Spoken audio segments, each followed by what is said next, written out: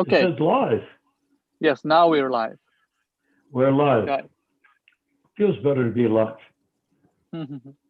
Of course, we're eternally live. Hare So what Krishna. can we do?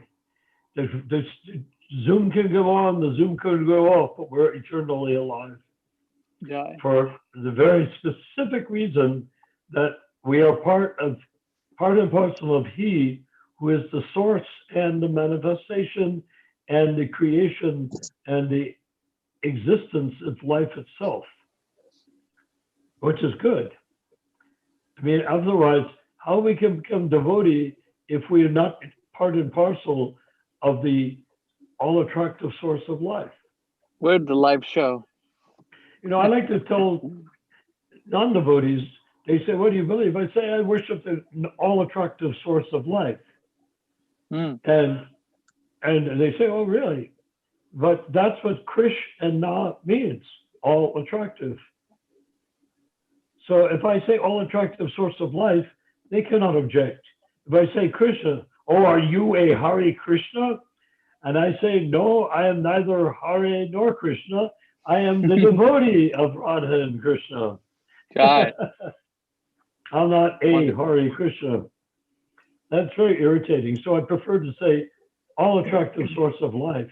And they look at me and they say, wow, that sounds very attractive. I said, not only attractive, all attractive. There is nothing more attractive than the all attractive source of life. Is that little And, glitter in your eye? That little and that raises a interesting little situation with Krishna, 2 syllables, is the source of all other forms that we attribute to Krishna. Govinda, Vishnu, all of these other things that we say. Yasoda Nandan. I mean, there's hundreds of millions of names that Krishna has, but all of them are not complete except one, which is algorithmically, mathematically indisputable. All Krishna. Krishna is indisputable as the main source, the algorithmic conclusion of the identity of that person that we refer to as God. All the other names are descriptive.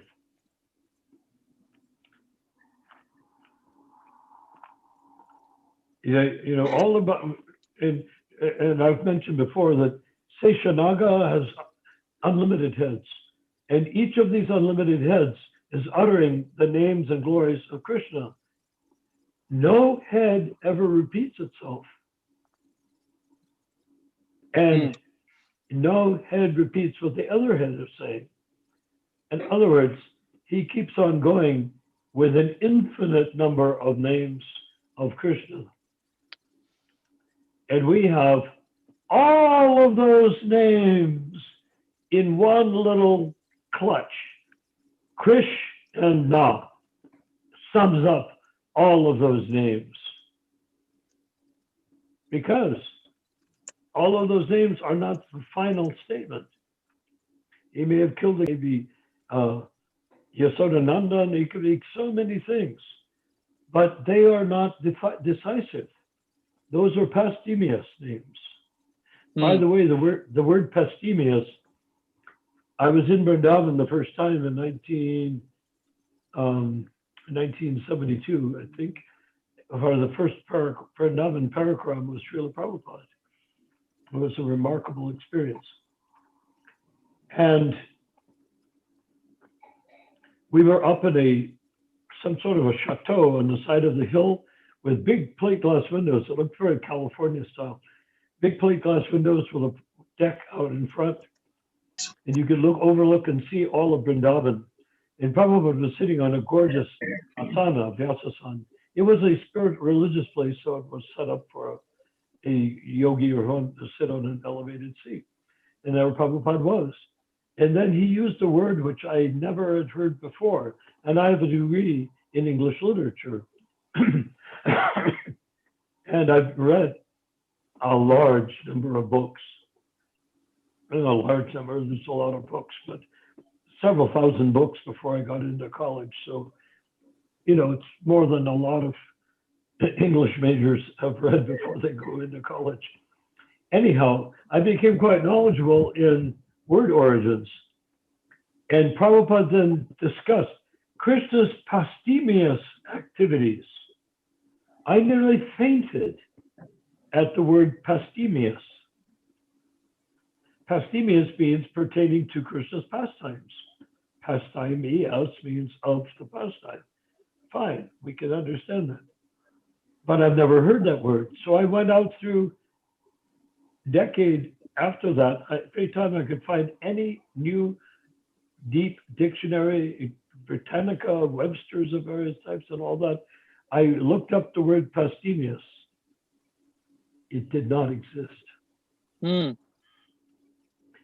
So I use it a lot. I'm helping it exist. But posthumous activities. Wonderful word, isn't it? Krishna's posthumous activities. It just sums them up. It sums them all up. So anyhow, we were talking. Okay, what's happening here? So we were talking, yes, you were making the point about how Lord Chaitanya Mahaprabhu and the mission of Lord Chaitanya Mahaprabhu we were discussing. So I brought up this song written on the Jaladuta by Srila Prabhupada, September 13, 1965. So Narayan Prabhu, we can see what Srila Prabhupada wanted in this song. Okay, read it. I'm reading line 3. By his strong desire, the holy name of Lord Gauranga will spread throughout all the countries of the Western world, in all the cities, towns, and villages on earth, from all the oceans, seas, rivers, and streams. Everyone will chant the holy name of Krishna. That's amazing. What came before it? Oh, I didn't read the 2. Okay, so I'll start from the beginning. Yes. Yes, please. This is from the 1965, September 13th. This is a prayer unto the lotus feet of Lord Krishna. I empathetically say to you, O brothers, you will obtain your good fortune from the Supreme Lord Krishna only when Srimati Radharani becomes pleased with you. Okay. Next one is Shri Srimad Bhakti Siddhanta Saraswati Thakur, who is very dear to Lord Gauranga, the son of Mother Sachi, is unparalleled in his service to the Supreme Lord Sri Krishna. He is that great saintly spiritual master who bestows intense devotion to Krishna at different places throughout the world. And number 3, which we have read, by his strong desire, the holy name of Lord Gauranga will spread throughout all the countries of the Western world, in all the cities, towns, and villages on earth, from all the oceans, seas, rivers, and streams. Everyone will chant the holy name of Krishna. Wow, keep going. And as the vast mercy of Sri Chaitanya Mahaprabhu conquers all directions, a flood of transcendental ecstasy will certainly cover the land. When all the sinful, miserable living entities become happy, the Vaishnava's desire is then fulfilled. Huh? Although my Guru Maharaj ordered me to accomplish this mission, I'm not worthy or fit to do it. I'm very fallen and insufficient. Therefore, O Lord, now I am begging for your mercy so that I may become worthy, for you are the wisest and most experienced of all. Hare Krishna. Jai. Haribol. So keep going. Mahaprabhu Das. Mahaprabhu Das is here. Mahaprabhu, Amen. yes. Amen. Jai. If you bestow your power by serving the spiritual master, one attains the absolute truth. One's life becomes successful. If that service is obtained, then one becomes happy and gets your association due to good fortune. Then Srila Prabhupada says, My dear Lord, O Supreme Personality of Godhead, because of my association with material desires, one after another, I was gradually falling into a blind well full of snakes, following the general populace. But your servant Narada Muni kindly accepted me as his What are you disciple doing, and mommy? instructed me how to What are you achieve the doing, mommy? transcendental. Let me mute him. Okay, I muted. Where was I? Therefore, Therefore, where was it? Therefore. But your servant Narada Muni kindly accepted me as his disciple and instructed me how to achieve this transcendental position. Therefore, my first duty is to serve him. How can I leave his service? For Lord Maharaj to Lord Nishingadev. O Lord Krishna, you are my eternal companion. Forgetting you, I have suffered the kicks of Maya birth after birth. If today the chance to meet you occurs again, then I will surely be able to rejoin you. Then Srila Prabhupada says, Oh, dear friend, in your company I will experience great joy once again. In the early morning, I will wander about the cowherd pastures and fields, running and frolicking in the many forests of Vraja. I will roll on the ground in spiritual ecstasy. Oh, when will that day be mine? Today, this remembrance of you came to me in a very nice way because I have a great longing. I called to you. I am your eternal servant and therefore I desire your association so much. Oh Lord Krishna, except for you, there is no other means of success. So there you go. Prabhupada speaking? Yes, this is Prabhupada speaking. I don't think I've ever read this before. Oh, you haven't? I'm Interesting. aware. Maybe. But it's amazing. So but now, that passage, why not go back and reread that one line that you, number 3, I think, that you wanted to, for our attention, because that's our speaking point. yes, the number 3 was, as the vast mercy of Sri Chaitanya Mahaprabhu conquers all directions, a flood of transcendental ecstasy will certainly overcome the land. When all sinful, miserable living entities become happy, the Vaishnava's desire is then fulfilled. Okay. I'm very happy that you found that passage. And you made a number of mentions of other statements of Lord Chaitanya as well. Yes, this is just one of them. I am creating this, I am entering into the supposition that for our purposes, there is Lord Chaitanya and there is Srila Prabhupada. Everything in between is very fascinating and wonderful, but that for our purpose, Chaitanya Mahaprabhu and Srila Prabhupada, and the fact that we, the disciples or the attempted disciples of Srila Prabhupada, our goal is to, how does he put it? Talking about the fallen.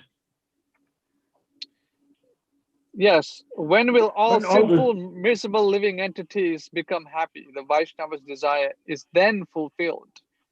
Yes. When so does that not indicate that Lord Chaitanya and Srila Prabhupada intend for us to be here throughout the 10,000 years of the golden age of Kali, whether we become pure devotees or not? Preferably, pure devotee means Uttama Adhikari. We can become Uttama Adhikari and stay. We can be not Uttama Adhikari and stay. But don't you think that Lord Chaitanya teaching us to chant, delivering us from eternal hell, really, of being in the material world without any hope of getting back to Godhead, that in exchange for our being delivered by him, that our job is now, as his disciples and as the disciples of Srila Prabhupada, to deliver all the fallen souls on the planet Earth. Right. So that's what which he exactly says. Literally says in this statement, doesn't he? Right. Yes. How else is it going to happen if we don't take it But up? Go ahead. many are not willing to take this path. They want to enjoy Maya. Let them enjoy. Us? Okay, well, now, let's consider this notion.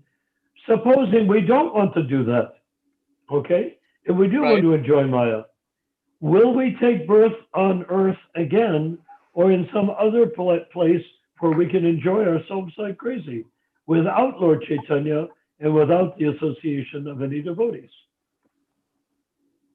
Yeah, but there are many who are faceless. They don't want to hear about Lord Chaitanya, what to do. No, then they will, if they hear Krishna's, if they hear one time the Hare Krishna mantra, their future is guaranteed. Mm-hmm. Just a question of time. Yes. And time means how many births before they become a devotee. But our mission is that they should hear once. Our mission is that they should hear day and night without stop. But if our mission is that they will hear once, then as Prabhupada put it when talking to me about the ant, then our whole movement is a glorious success. If we can convince the one living entity to hear, and he doesn't have to want to hear. Supposing you're chanting in front of a rose bush. The rose bush isn't going to burst into kirtan. The rose bush is simply going to continue to be a rose bush. But the holy name will saturate through the stem into the root of the rose bush to the jiva who is living in the root of the rose bush. And that jiva will become enlightened in another birth. How many births before it becomes human? Maybe the next birth, maybe 100 million births, or whatever it is, he will go back to Godhead. But anyone who hears. Haven't everyone heard the name Krishna? Because Indians are there in many countries, all the countries, and many of 99% would have heard the name Krishna. Well, yes, but Prabhupada's exact words on the back of his second half of his first record album was, the chanting should be heard, however, from the pure devotee of the Lord for full effect to be achieved.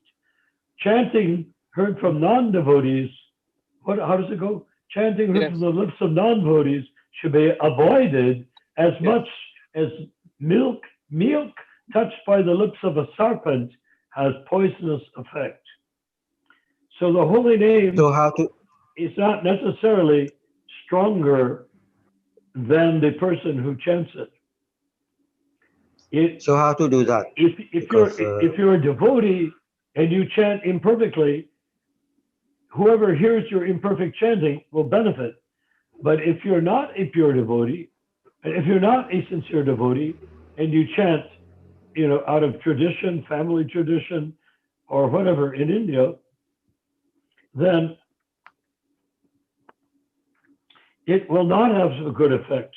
Just because you chant historically in your Indian caste doesn't mean that the pure devotional service will be there. The intentment, it doesn't take much for the pure devotional service to be there, but it has to be heard from the pure devotee, meaning Prabhupada. That's easy. Get a tape of Prabhupada and listen, and you've got it. That's it. Right. But if you go to India, to somebody's house, Banu, if you go to someone's house and they chant Hare Krishna for some reason, it may have no potency at all because it wasn't heard from the lips of a pure devotee.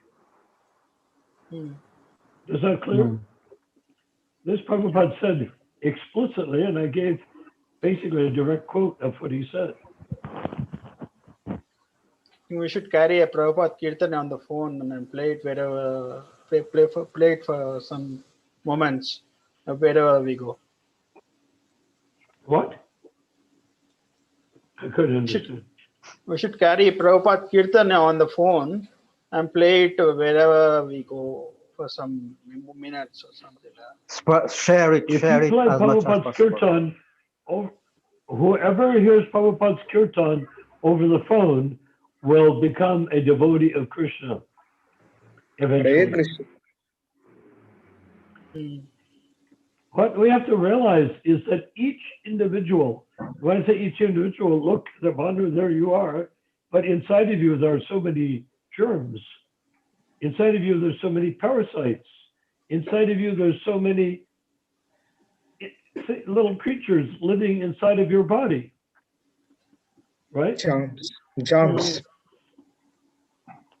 Yeah. So if they're living inside of your body,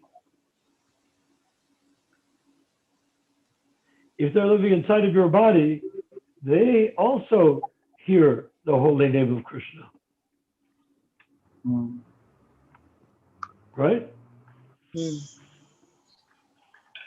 That's the process. So we should so we not need technology. underestimate the power of the Krishna's holy name.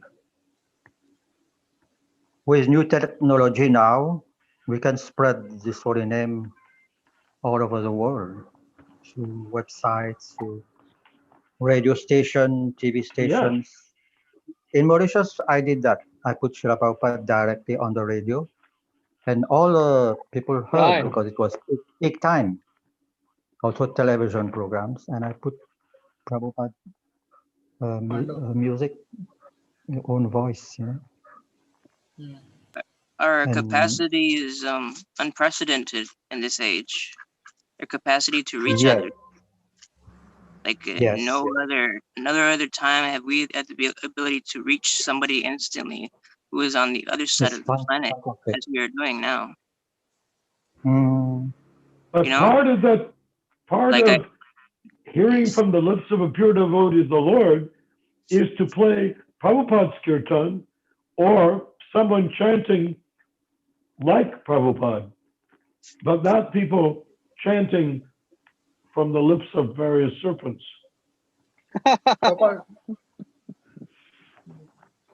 Prabhupada Japa also?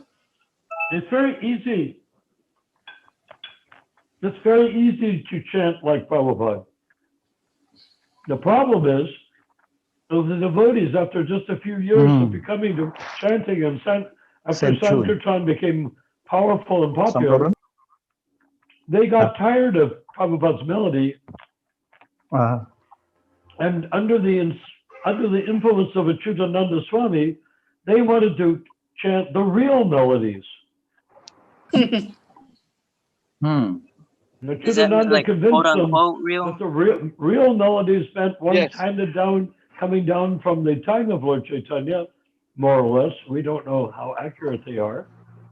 But those melodies coming down, enchanted by Bengali fishermen and eunuchs and whatnot in India, that those are more authentic, and that Prabhupada just chanted us his melodies like singing to a child, Mary had a little lamb or something like that, because we were babies, we were not ready for the real thing.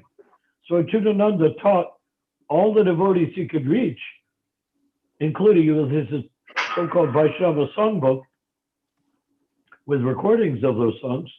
He tried to convince everybody that he had a better connection with the original and authentic chanting of mantras than Prabhupada did.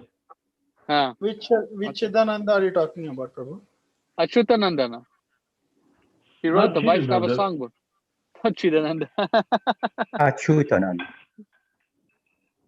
Achyutananda. In India, he was there in Calcutta. He's in Alachua now. He lives in Alachua. I'm glad I am not in Alachua. Prabhuji, now in India, is there a real guru? What can I say? The moon of Prabhupada is there. No.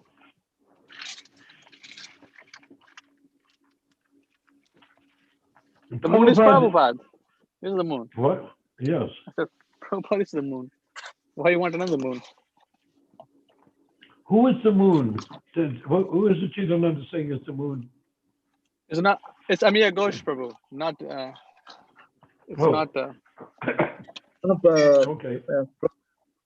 Prabhupada wanted only one disciple who can follow him. Is there any? One moon. Yes, He said only that one if disciple. Tamal Krishna wanted to be that moon. He's a With a He PhD. told me narcissist. that in 1969. He was so much swooning, he was almost fainting. He said, Narnaran, he said to me, you know, Prabhupada says he has so many stars, but he was looking for one moon. And he looked at me and grabbed my arm and looked at me in the eyes so he nearly fainted in his anticipation of future greatness. He said, and I am that moon. I am that moon. And he went He on was and a bit wanted, crazy, you know. He's a yeah, so we textbook could see. narcissist. No, Was Prabhuji, crazy. I am asking you that is there any left Textbook now? No, narcissist. to want to be the moon or stay toward the moon and to be the moon are two different things. But anyone who is the moon would not be going around saying that they were the moon. That is for sure. Mhm. They would be considered puffed up. Pure devotees actually consider themselves very fallen, and everybody else is, you know, they pure devotees. Exalted. Right. Right. Yes. Well, because a pure devotee sees what we believe to be true, and that is that everyone you meet, animal, vegetable, insect, He's human seeing being, Krishna in their monkey, hearts. well, is pure spirit soul. He's seeing super soul in everyone's heart, and for that reason, he sees their form of Yeah. as a pure Oh, pure devotee. soul and super soul. If he sees the soul, he sees, Srila Prabhupada could see, or it seemed that it was a convincing understanding that Prabhupada could look at anyone and understand what their original relationship with Krishna was in Krishna Loka. So when he saw people, he named them, it wasn't just an ordinary thing like Maharishi Mahesh Yoga or something of that sort, selling syllables of the Gayatri mantra for $25 each. It wasn't like that.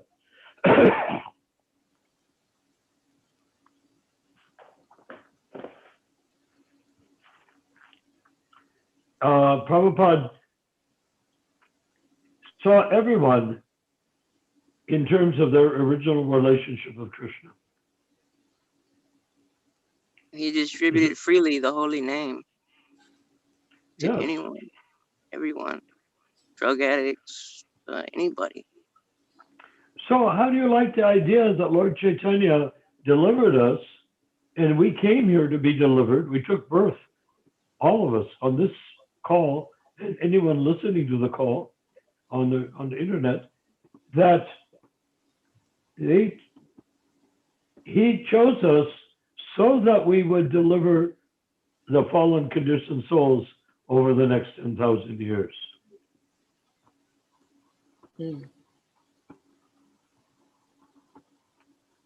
It's a great seva to take up.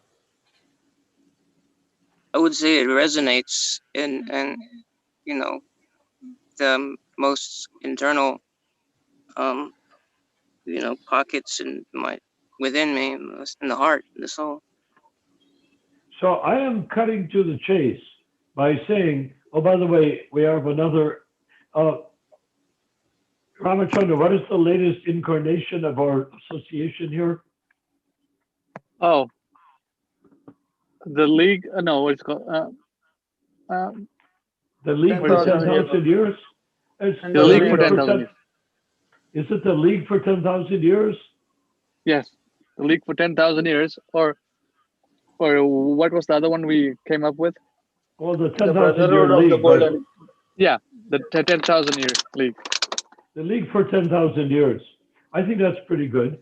The league for 10,000 years, which means that we are simply recognizing the bald fact, the truth, that was not spoken by Prabhupada and was actually avoided by his preaching and his writing. He didn't tell us that we are here to deliver the fallen souls. We get that from Lord Chaitanya. Ramachandra read it. And that's just one quote. There's so many quotes from Lord Chaitanya that should go thunk on our head or ring a bell or do something to get us totally enlivened, that we have been chosen as the League for 10,000 years. We have been chosen to deliver everybody on the planet, regardless of their present birth, including insects and germs and plants and dogs and cats and horses and cattle and whatnot, that we are been designated to deliver them. And we are in the process, like kindergarten or first grade. Prabhupada said when a child is in the first grade, he has a paper and he has a pen or pencil. And at first he's just, he has lines on the paper and he's getting used to drawing on the paper, which will later on become letters, A, B, C, and whatnot.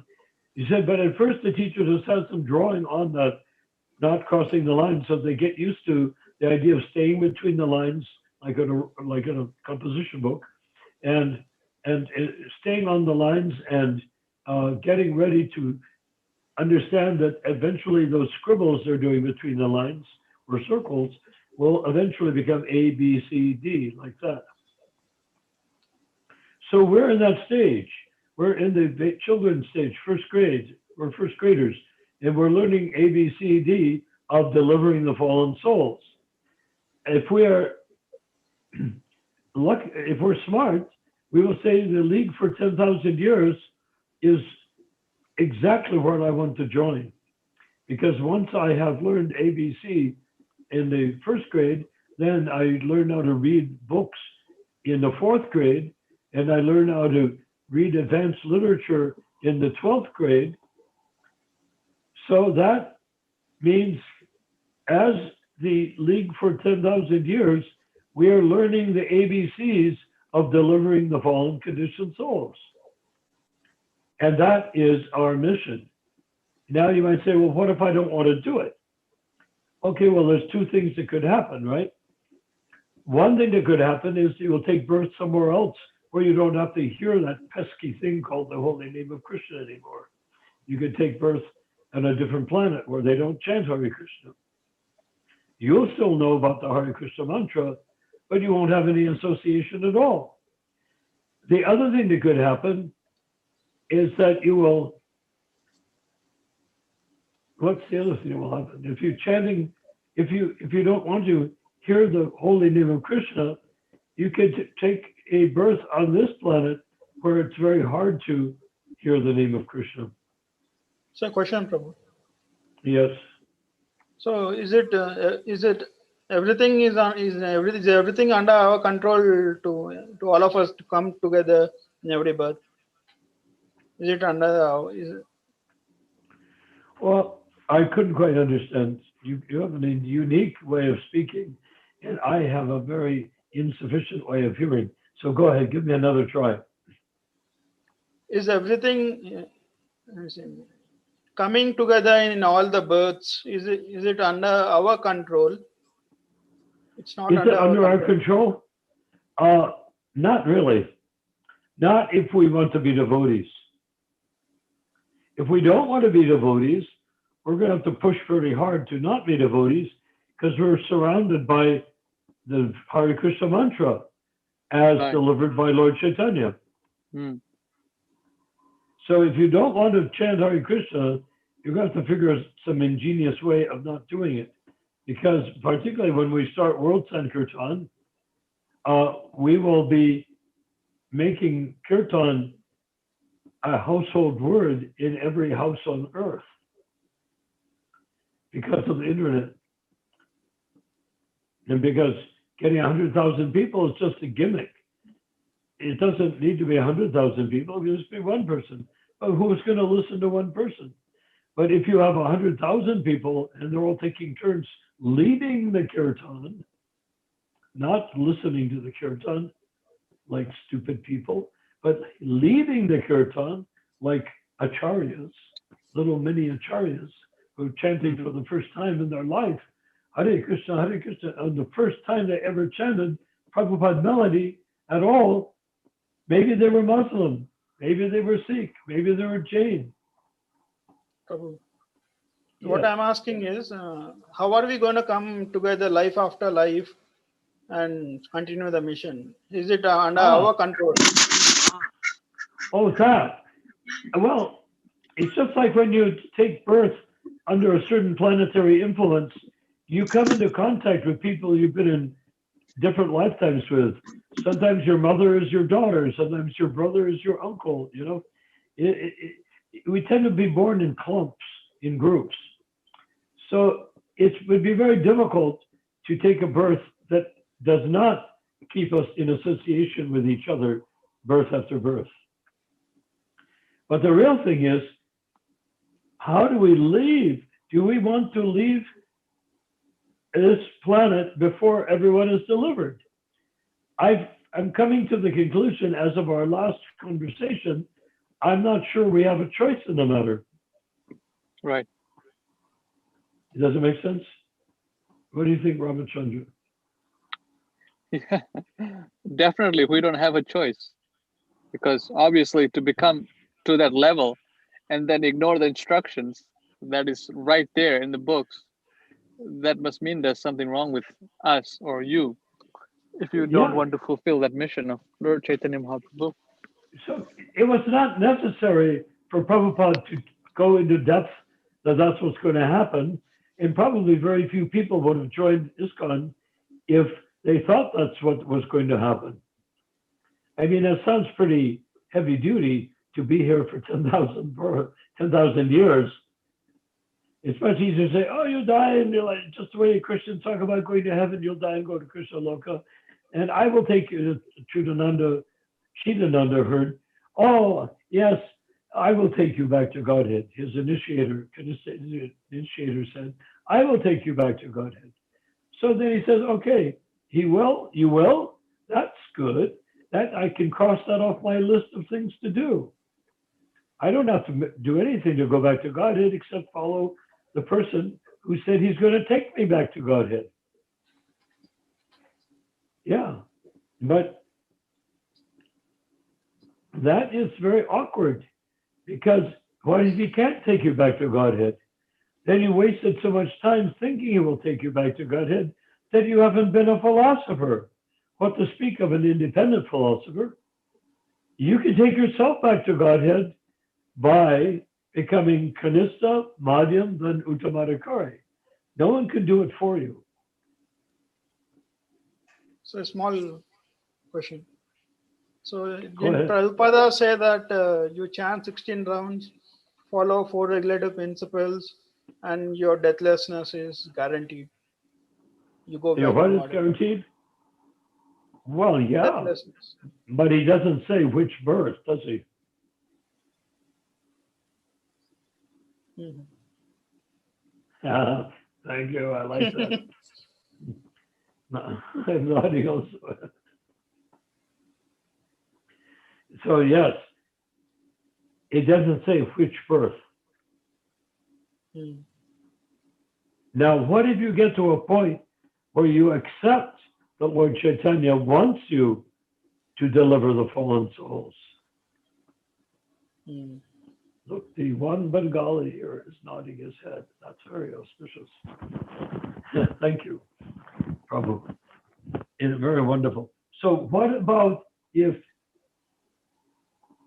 it necessary for us to even know that we're going to be here until the end of 10,000 years? Do we need to know that? Or are we just going to keep on making spiritual advancement birth after birth, and gradually it'll come to us that that's what we're doing? If we're here on planet Earth, we're not going to go to a different planet in our next lifetime. We'll come to this planet. And if we're devotees, we'll be born amongst devotees. Banu, does that make sense? Yeah. So mukti is not our goal. The Christians are into mukti, a very crude mukti. Jesus dies and you go to heaven because he died. That's not mukti, real mukti. Real mukti is you got to do it yourself. Jnana karma is the beach for mukti. But it's not possible in this age. It can't be done. Only Harinam eva kevalam kaluba nasteva nasteva nasteva. Take those words in nasteva nasteva nasteva nasteva very seriously. Why? Because it means there is no other way. So if you say, if there's no other way, then to what level of chanting do I need to achieve before I go back to Godhead? What level of chanting do I have to attain before I can go back to Godhead? But we've had this conversation about the Kanistha and the Madhyama, about the Madhyama and the Uttamadhikari. What level? Perfection. That's the only level by which you can go back to Godhead. Perfection. Not magic, not salvation, not mukti, perfection. You must perfect yourself as a person that Krishna does not want to do without. It's not that, will Krishna be kind to me? Will Krishna take me there? Will he come and have mercy on me? This is mercy on you. He's giving you an opportunity to be his best friend or his lover. That's pretty good, isn't it? The only detail is you have to qualify for it. How do you qualify to be Krishna's best friend or lover? Well, you have to do that as a Madhyamadhikari, or you don't get to square three. Madhyamadhikari is square two. Kanistha is square one. You learn, you work at your understanding that made you a Kanistha is that you are part and parcel of Krishna. You don't have a soul. I am the soul. I have a body. That's square number one. Square number two is, got that. Okay, now I don't have to worry about all this social stuff, marriage and priesthood and upper class, lower class, four regular principles. I don't have to worry about any of that. I'm just going to concentrate 100% on pleasing Krishna, and I'm praying to Paramatma, show me how to do it, please. Please show me how to please Krishna in my life so that there's nothing of my loads and tons of anarthas that I still have, even wanting to leave the Kanistha platform. Kanistha platform is wall-to-wall anarthas. The only good part is that you're pure spirit soul. And you know it. And don't tempt me, because I've talked to so many ISKCON devotees and I said, do you have a soul? Oh, yes, I have a soul. And I said, well, I don't have a soul. They freak out. Oh, Naran, you're one of the earliest members of ISKCON. How can you, have you lost your faith? What do you mean you don't have a soul? I said, I don't have a soul because for the simple reason, I am the soul and I have a body. So after doing that for years, finally, I ask people if they have a soul. They look at me funny, they flinch, they double check their brain tissue, and they say, no, I am the soul. But the fact that they have to think about it means they don't really believe they have a soul, or the soul. They believe they have a soul because they believe, that they are their bodies. and that their body is becoming purified by taking prasadam, by chanting Hare Krishna. Their body is becoming, your mind is becoming purified by reading Prabhupada's books, and their body is becoming purified by not breaking the 4 regulated principles.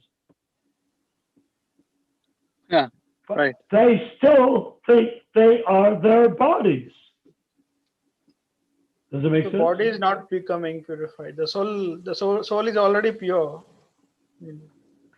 Well, the soul is in contact with Maya. And because of that, the soul is marginal. So the soul can be pure, as you say, or the soul can be contaminated by Maya. You see what I mean? If the soul is contaminated by Maya, then the mind becomes involved with the body.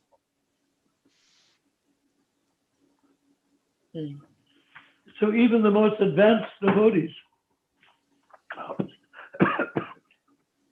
the most advanced and serious initiates in the ISKCON movement are still operating on the assumption that they are their bodies. And they think, I guess, that when they leave their body, that somehow they'll go back to Godhead. Now, the actual fact is they are making spiritual advancement, even thinking they are their body. It's not a waste of time. It's just not the final conclusion. The Kanista Adhikari may think he's his body, and in many ways you could argue that he's right on the money. He acts like he's his body. He thinks like his body. He believes he is his body, even though he knows that he is Aham Brahmasmi, I am spirit soul. He doesn't live as though he's spirit soul. He lives as though he's his body, right? Yes. Then, gradually, when he comes up to the end of Kanista Adhikari, he doesn't go from that mentality to Madhyam Adhikari, obviously, right? You don't go from saying, I am my body, or feeling it. I say, I'm not my body, but you act as though you believe you're a body, because after all, you look in the mirror, there I am. If I look in the mirror and say, there I am, I assume that I am that person that took birth X number of years ago, right? Yes. That makes sense? Yeah. Yes, perfect sense. Did Banu say that? Yeah, it does make sense. That's perfect. Okay, good. Banu, you're becoming a pure devotee with or without your own consent.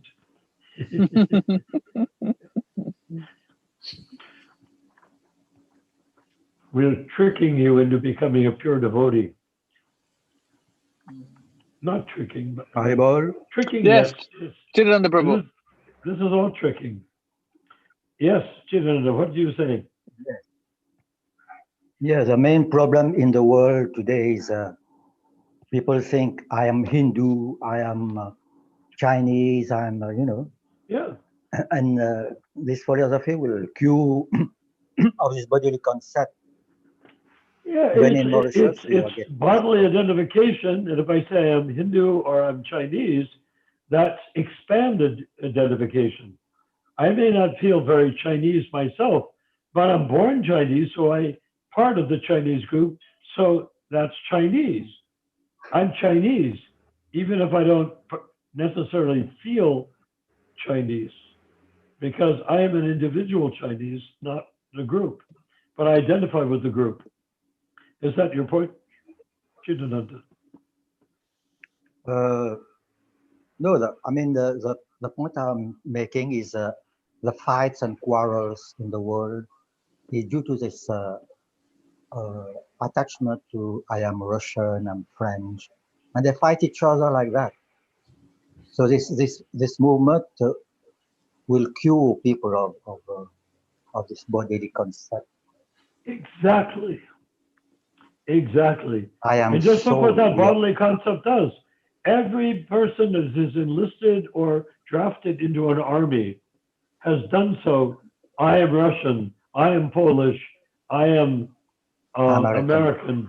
Yes, I am Indian. I'm in the Indian Army. I asked this question to one of my relatives. Why Yes. do we need to have the countries name this region India, that region America, this Australia? Why don't we just have one thing? So he said because there would be no economic development and no competition. That's the answer. Well, I don't know if that's true, because if in India there's India without anyone else, they could have their own economy, right? Yeah, you got everything. Yeah, in America, Donald Trump's idea, MAGA, Make America Great Again, he wasn't against any other country. He just said, let's do it ourselves for ourselves here, instead of sending all the jobs to China, and then we have no jobs in America. Well, I do that, you know. That's about it. But now, Each country, thanks to President Biden, who's been biding his time for years and years, we're going to give everything back to China. So that idea, that's very bad. unless it is stopped somehow or other, is going to destroy the United States within a reasonably short period of time, which is the goal of the Chinese. After all, they paid billions of dollars to politicians in America to bring about the end of the Constitution and the identity of America as an independent state. They want to make it all into a cyber state. And that's what Google and Twitter and all those people want also, because they'll be in charge of the cyber state. And the worst enemy is anyone who says, let's make America great again.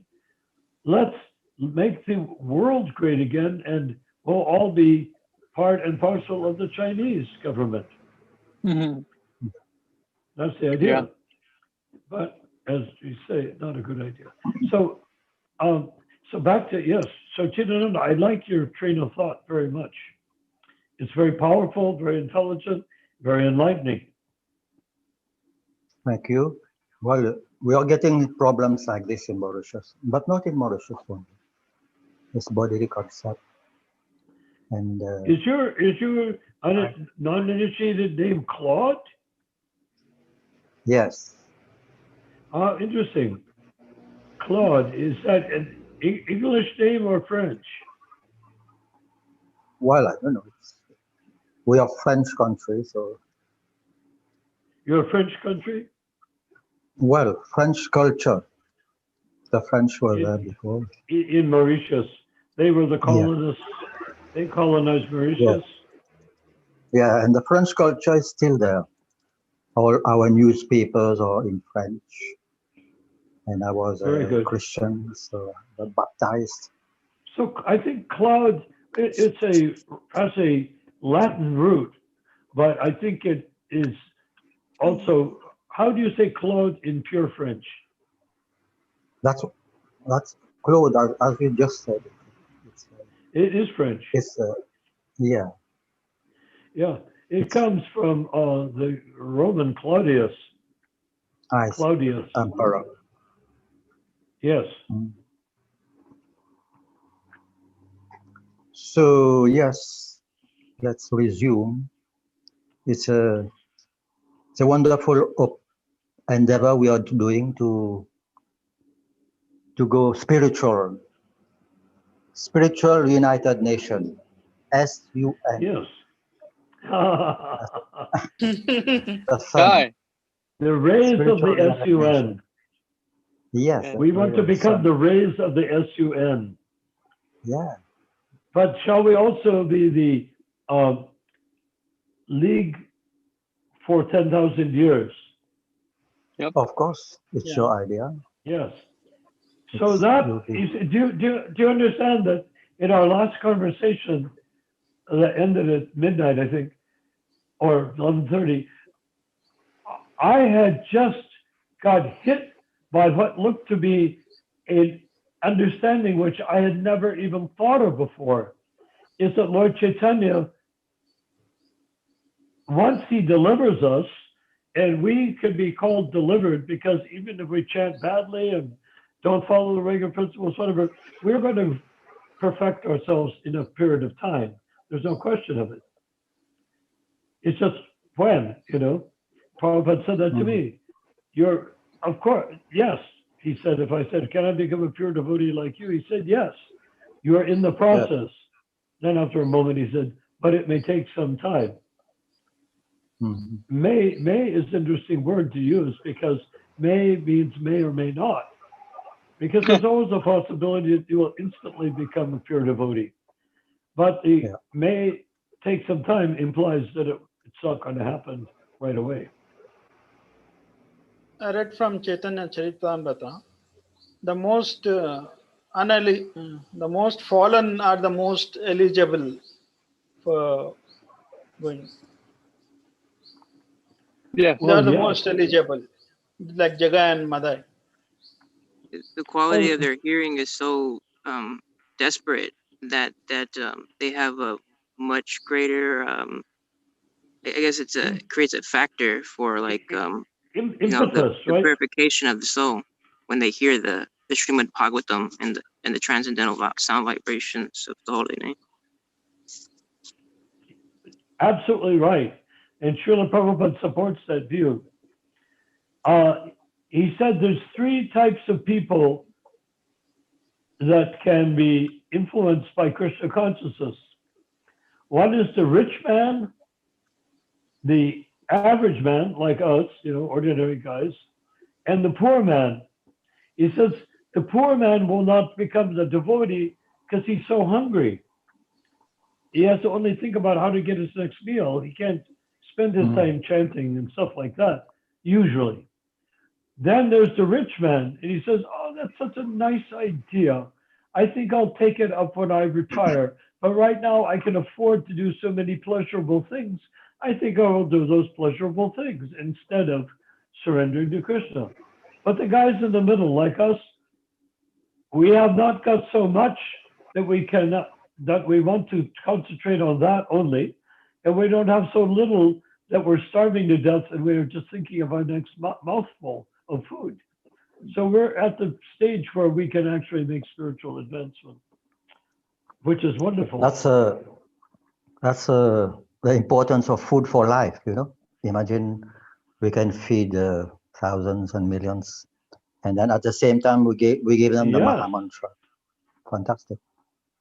Exactly. Food for life. This is an easy program to do. Yes. Bhanu, this is what you were saying, Bhanu Prabhu. Can you read it? It's very small. Patita pavana etu tava avataramo sama patita Prabhu na paiba ara. If that is your mission, then I am the most fallen. So my claim is first to receive your favor, because your mission is to show favor to the fallen. So I am the most fallen. Please, so kindly accept me. In this way he sung, and that is stated here. Can't read that. So this is the song. So this is the song and the lecture by I think Narottam Das Thakur. Yes, Narottam Das Thakur. Fantastic. I think that's what you were saying, right, Bhanu Prabhu? We said Patita Pavana Hetu Tavaratara Mosama Patita Prabhu Na Pave Ahara Jeev Jago Gaur Chanda Bole. Like that, right? Yes. Yes. I saw some other verse in the Chaitanya Charitamrita. This is also relating to the same. So, anyone have any questions in this regard of what we are doing? Hare Krishna. Yes. Well, the thing is, Satyananda. Go ahead. Yes. I was just wondering how 10,000 is said in Sanskrit? Is it the Dasha Sahasrara? Is it like that, or is it another way to arrange? How is one just say 10,000 in Sanskrit? Manu Prabhu, do you know how you say it? Chidananda Prabhu? No, I don't know. I was hoping We that can find Naranarayan out. might know. We can Well, I find don't. out later. Okay. Later we'll find out. That's another, they call differently the numbers. Not many know how they call numbers in Sanskrit. But Hmm. yeah, Right. Okay. but we know there's the 4 yugas, and we're in Kali Yuga, but each, it's like 4 seasons. So we're in winter, but in winter, the first part of winter, the first fraction of winter is not that cold. It's just that the trees are beginning to not produce fruit and stuff like that they do in the summer. So, but it's not that cold in the first part of winter.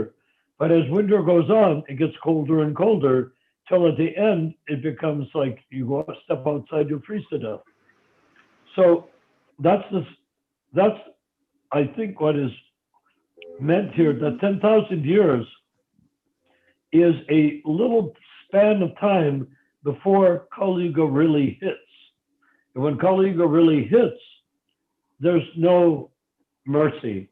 If you go naked out in the snowstorm in North Dakota, you will freeze to death. Actually, The name one of my mother's ancestors did that. He was in like North Dakota, and he was in a farmhouse, and he had to go out to use the latrine, separate building. He went out. He was like in his older man. He went out and couldn't find the latrine, and he wandered around, and then he couldn't find the house. The next day, they found his frozen body lying in the snow. Interesting. Wow. So this actually happened Yes. in my own bloodline. Chidananda Prabhu, go ahead. The 4,000, it is still being used in India. Like they don't say 1,000, they say 1 lakh. No, 100,000 is 1 lakh. Is 1 lakh. So 10,000 is also lakh, isn't it? No, That's that lakh. is just Indian 10,000. lakh is just a number, but that's not Sanskrit. It is Sanskrit. Lakh is okay. Hindi? Everything comes from Sanskrit. I think It it comes refers from to Sanskrit, 100,000. but not Pakka Sanskrit. Does So we Sanskrit can have a confirm different numbering system? Banuji. Yeah. They Sanskrit spell has, differently in numbers in Sanskrit. so that's As far as Hindi. Then lakh is Hindi, like ecto to inchar punch. I think etc. lakh is LAKH is Hindi. LAC might be Sanskrit. Lakh. And But as Chidananda points out, derived from Sanskrit. yeah.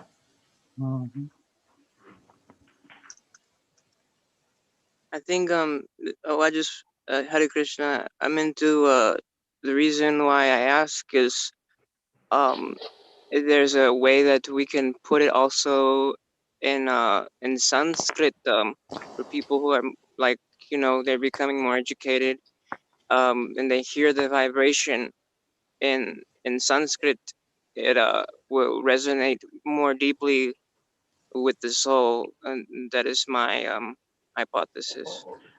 So, good, but I'm not quite sure what you want to have in it. What words do you want to see in Sanskrit? Just to translate the idea that you have to in English, is calling it 10,000, the League of 10,000 years. So something like, Dasha Sahasrara Samaj, something like that, like a Sangha or something. That's good.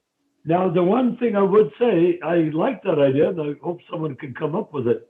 I'm not a Sanskrit scholar by any means, even slightly, but Prabhupada had a group called the League of Devotees. Mhm. In And that was in Sanskrit, English. it's called Ayut. 10,000. Aryut, Ayut. can you spell that?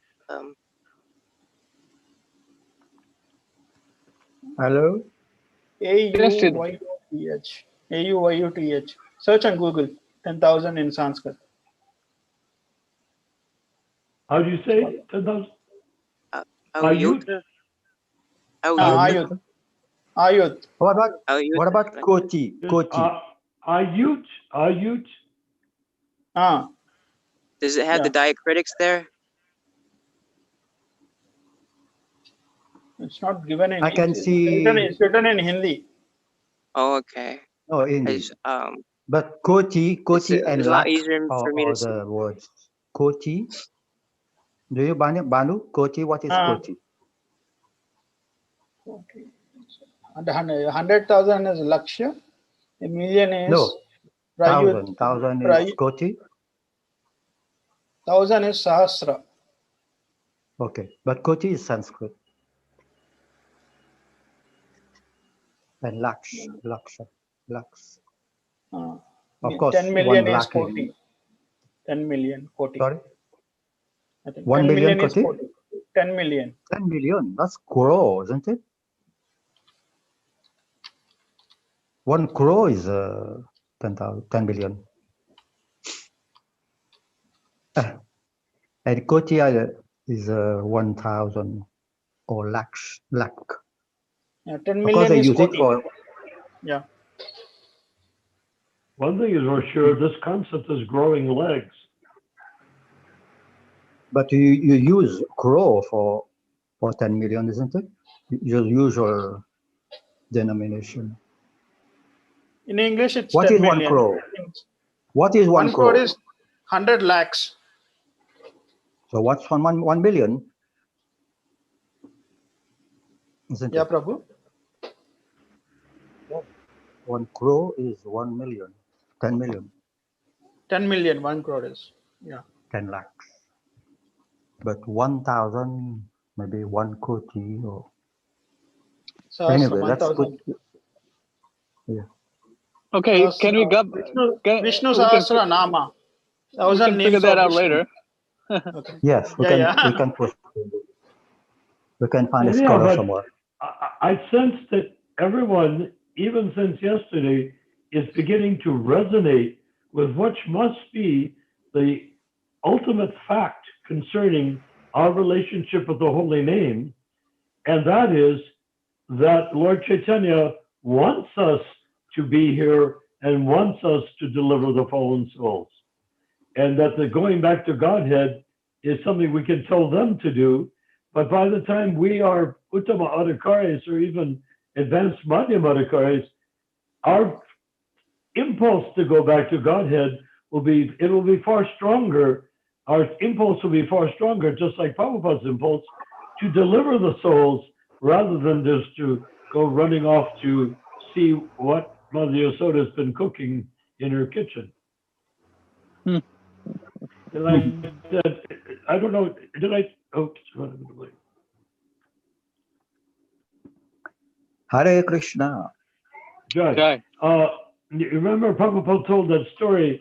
The end of the story was about what devotee a devotee doesn't want this, a devotee doesn't want that. You remember Chaitanya? I told that story, and I quoted Prabhupada in '74, I think, in Mumbai, and he said, "And a devotee does not even want Krishna." Can you imagine? A devotee does not even want Krishna. A devotee is saying, let him play with gopis and let me stay here and serve him. Jai.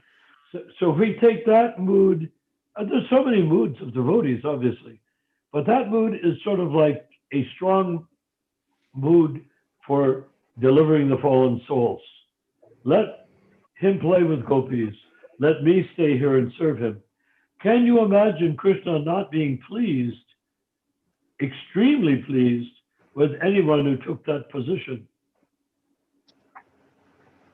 Does it make sense? Yes. Why It's would not the Krishna? Haridas Thakur mood.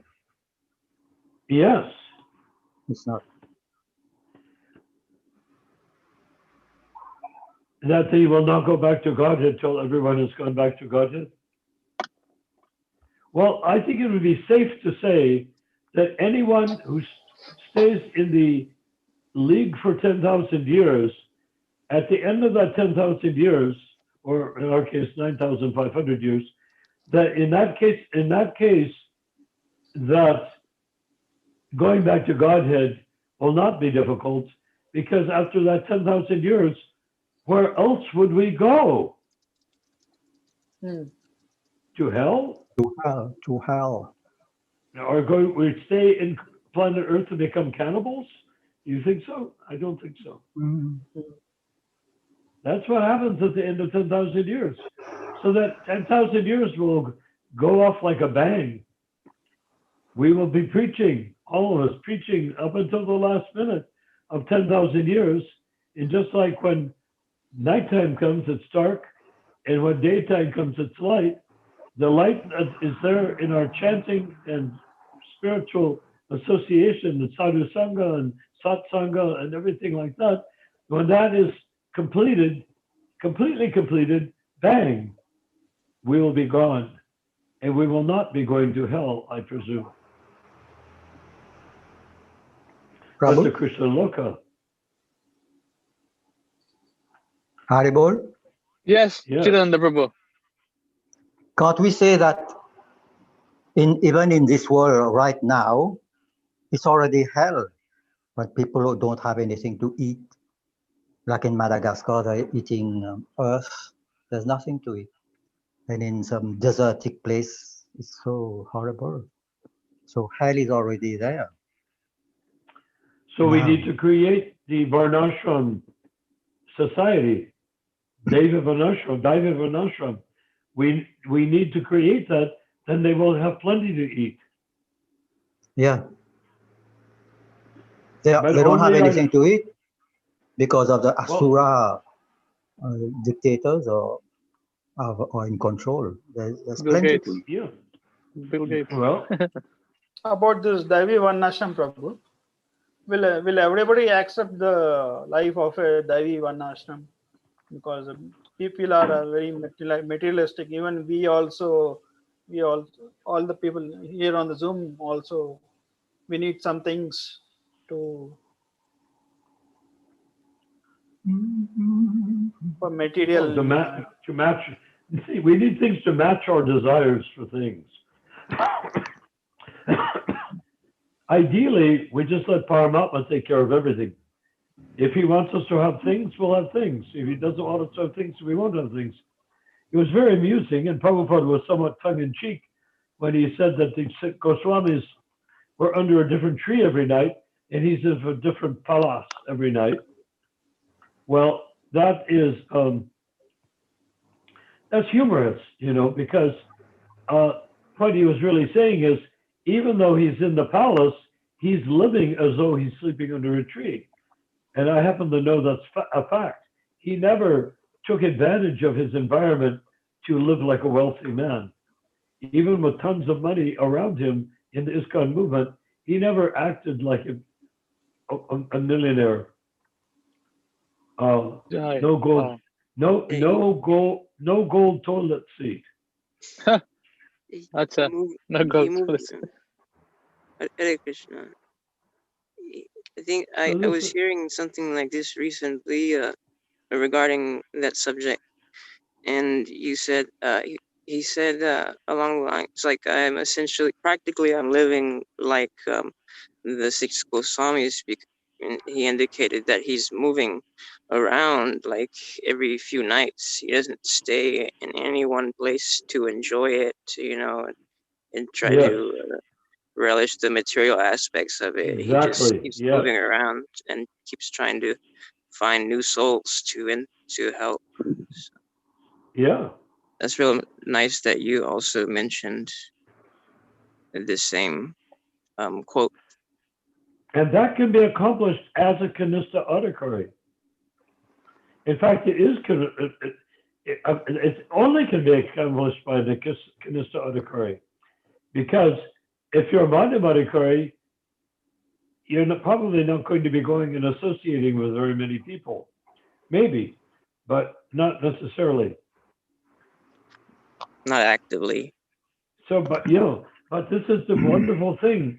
The higher range, the Vanaprastha and the sannyasi, they can, actually a sannyasi could be becoming a Madhyamadikari and at the same time visit, as you say, people's homes to give them enlightenment.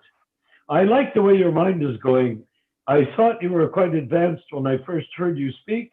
Now you're becoming more and more advanced, and your clarity of mind is becoming extraordinary.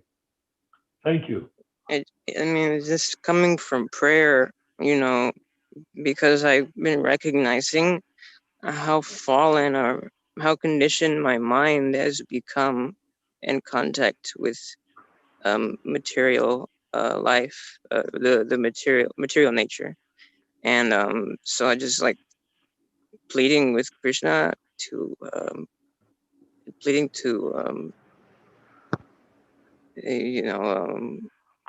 the Guru Tattva Nityananda Yes. to help me to recognize these things so that I can begin the process of consciously purifying them, and also discussing them so that other devotees and other individuals in general can act as a mirror, a soul mirror, to be able to try and relate some of the thoughts or vibrations that are flowing through the heart.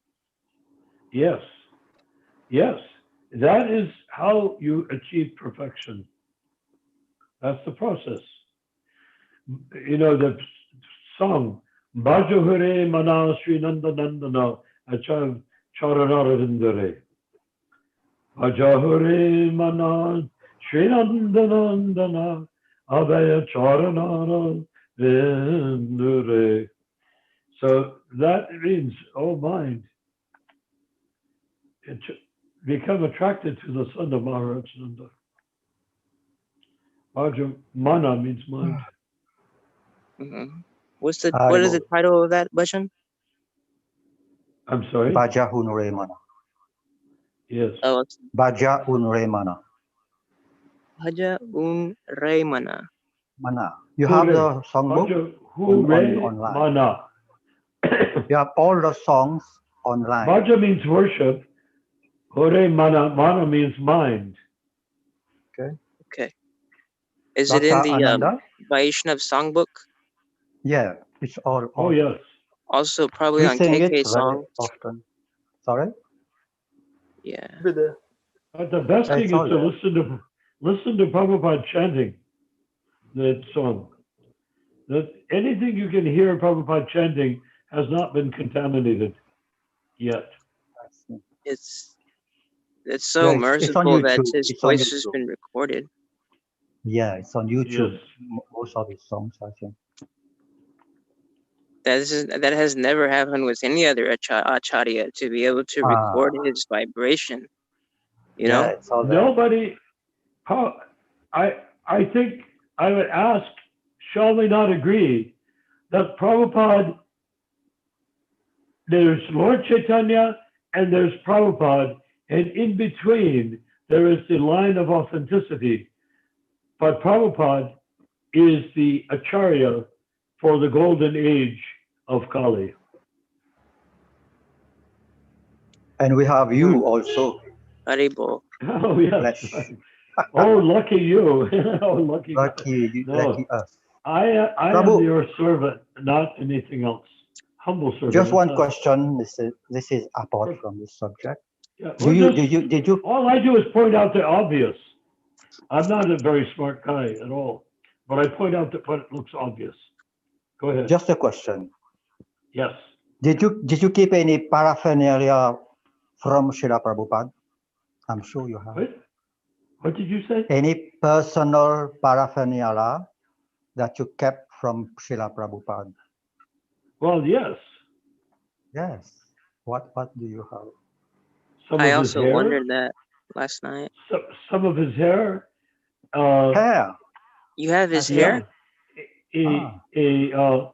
A water pot that I fixed and then A he water pot. stopped using. Yes. Oh. And some things that he wrote in his handwriting. That's great. Wow. Wow. You have But enough the there to amazing- open up a small museum. Almost. Yeah. But that's not the point. You know, the Catholic Church is into reliquaries, which is nice. Mm. They have the finger of this saint and the toe of that other saint, and they have the Shroud of Turin, which Sometimes I it's think fake. which the Shroud of Turin to some people indicates that Jesus did not die when he came off the cross. He wasn't dead when he came off the cross, because the Shroud of Turin, the image is the mirror image or the photographic opposite, like a negative of a photograph of the perspiration of the person under the shroud. It could be So- fake though. It could be fake also, yes. These Then are all again, it fake could be people. real. It could be genuine, but somebody else. Yeah. But the idea was supposedly that Arthamea, what's his name? Somebody of Arthamea, what was his name? Joseph of Arthamea, that he, that was his tomb that Jesus was put into, his shroud that was used to wrap him as they carried him on a stretcher through the streets. But I don't you know, trust the whole, Vatican. yeah, the whole thing is probably 99% fiction and referring to other people, like they gather together, this person, that person, that person. If you put all those pastimes into one clump, here's one person with a million amazing pastimes that's actually belong to a million different people. So I don't put any stock in it, but I prefer the less church orthodox views of Christianity than the orthodox ones. But anyhow, what we were talking about is reliquaries and having relics. So yes, it's possible to have these things in a museum or reliquary or build a cathedral around it. But the thing is that mainly let's chant Hare Krishna. That's the main thing. Yeah, that's the main thing. Jai. And we can, so it looks as though we're beginning by osmosis and by direct thought and realization to agree that Lord Chaitanya wants us to stay here for 10,000 years. He wants us to stay. Now, let me just mention something for the future. If we agree from being in the league for 10,000 years, if we agree to be in that league, and we can ultimately give up, medals you can wear that belongs to that, like Masonic medals, or you can have write your name on a tablet. There's a lot of things you can do to show your earthly commitment to the transcendental position that we're seeking. And that is that,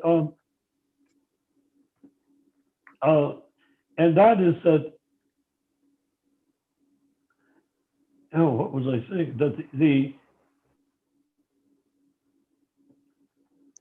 A medal is something What? to identify us, something to identify the league. yeah, we identify ourselves as that league, but this league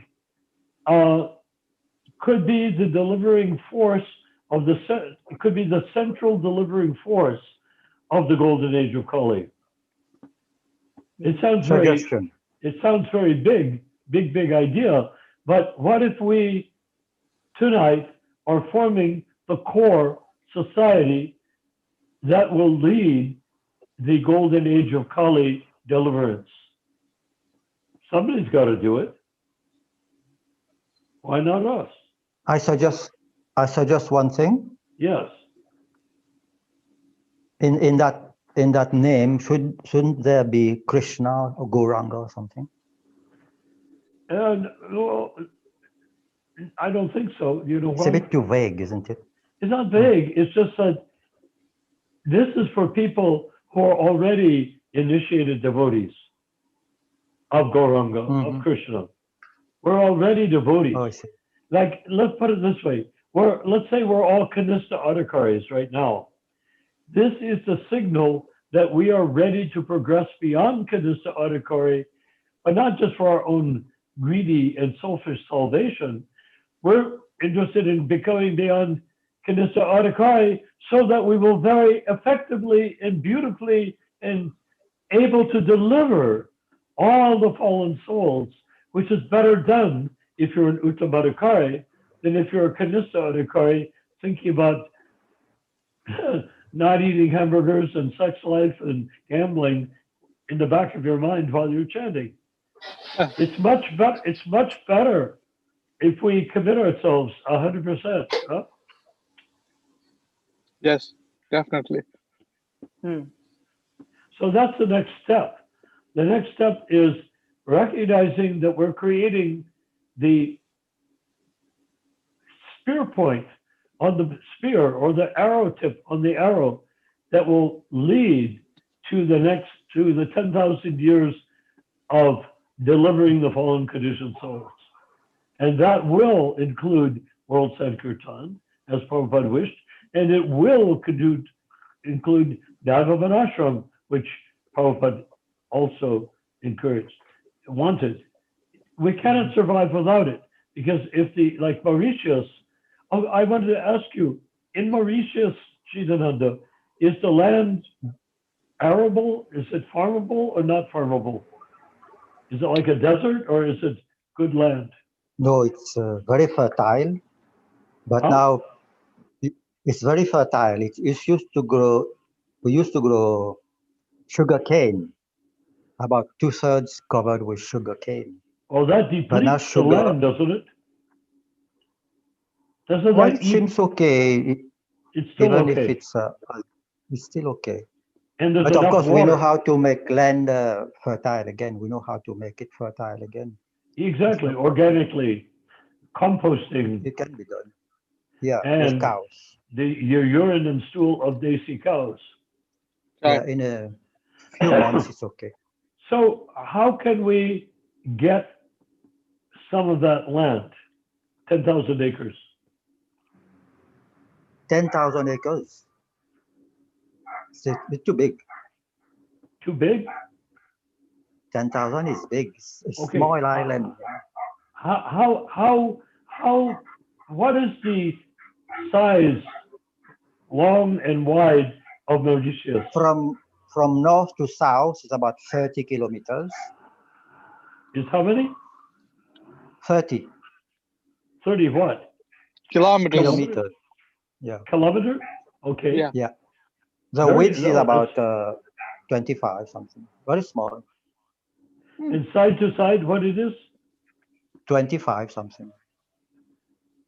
Kilometers. 25 kilometers. Yeah. Yeah. So it's a very small. It's a very small island. Very small, but plenty of temples. Very easy like to make Hawaii. Yeah, it is already. Is it like Hawaii? It's smaller, I suppose. Smaller. Well, I think there's 5 Hawaiian islands. Some of them are quite small. Malakai is pretty small.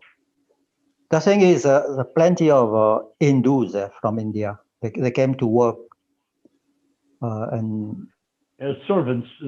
We have plenty of temples apart from ISKCON.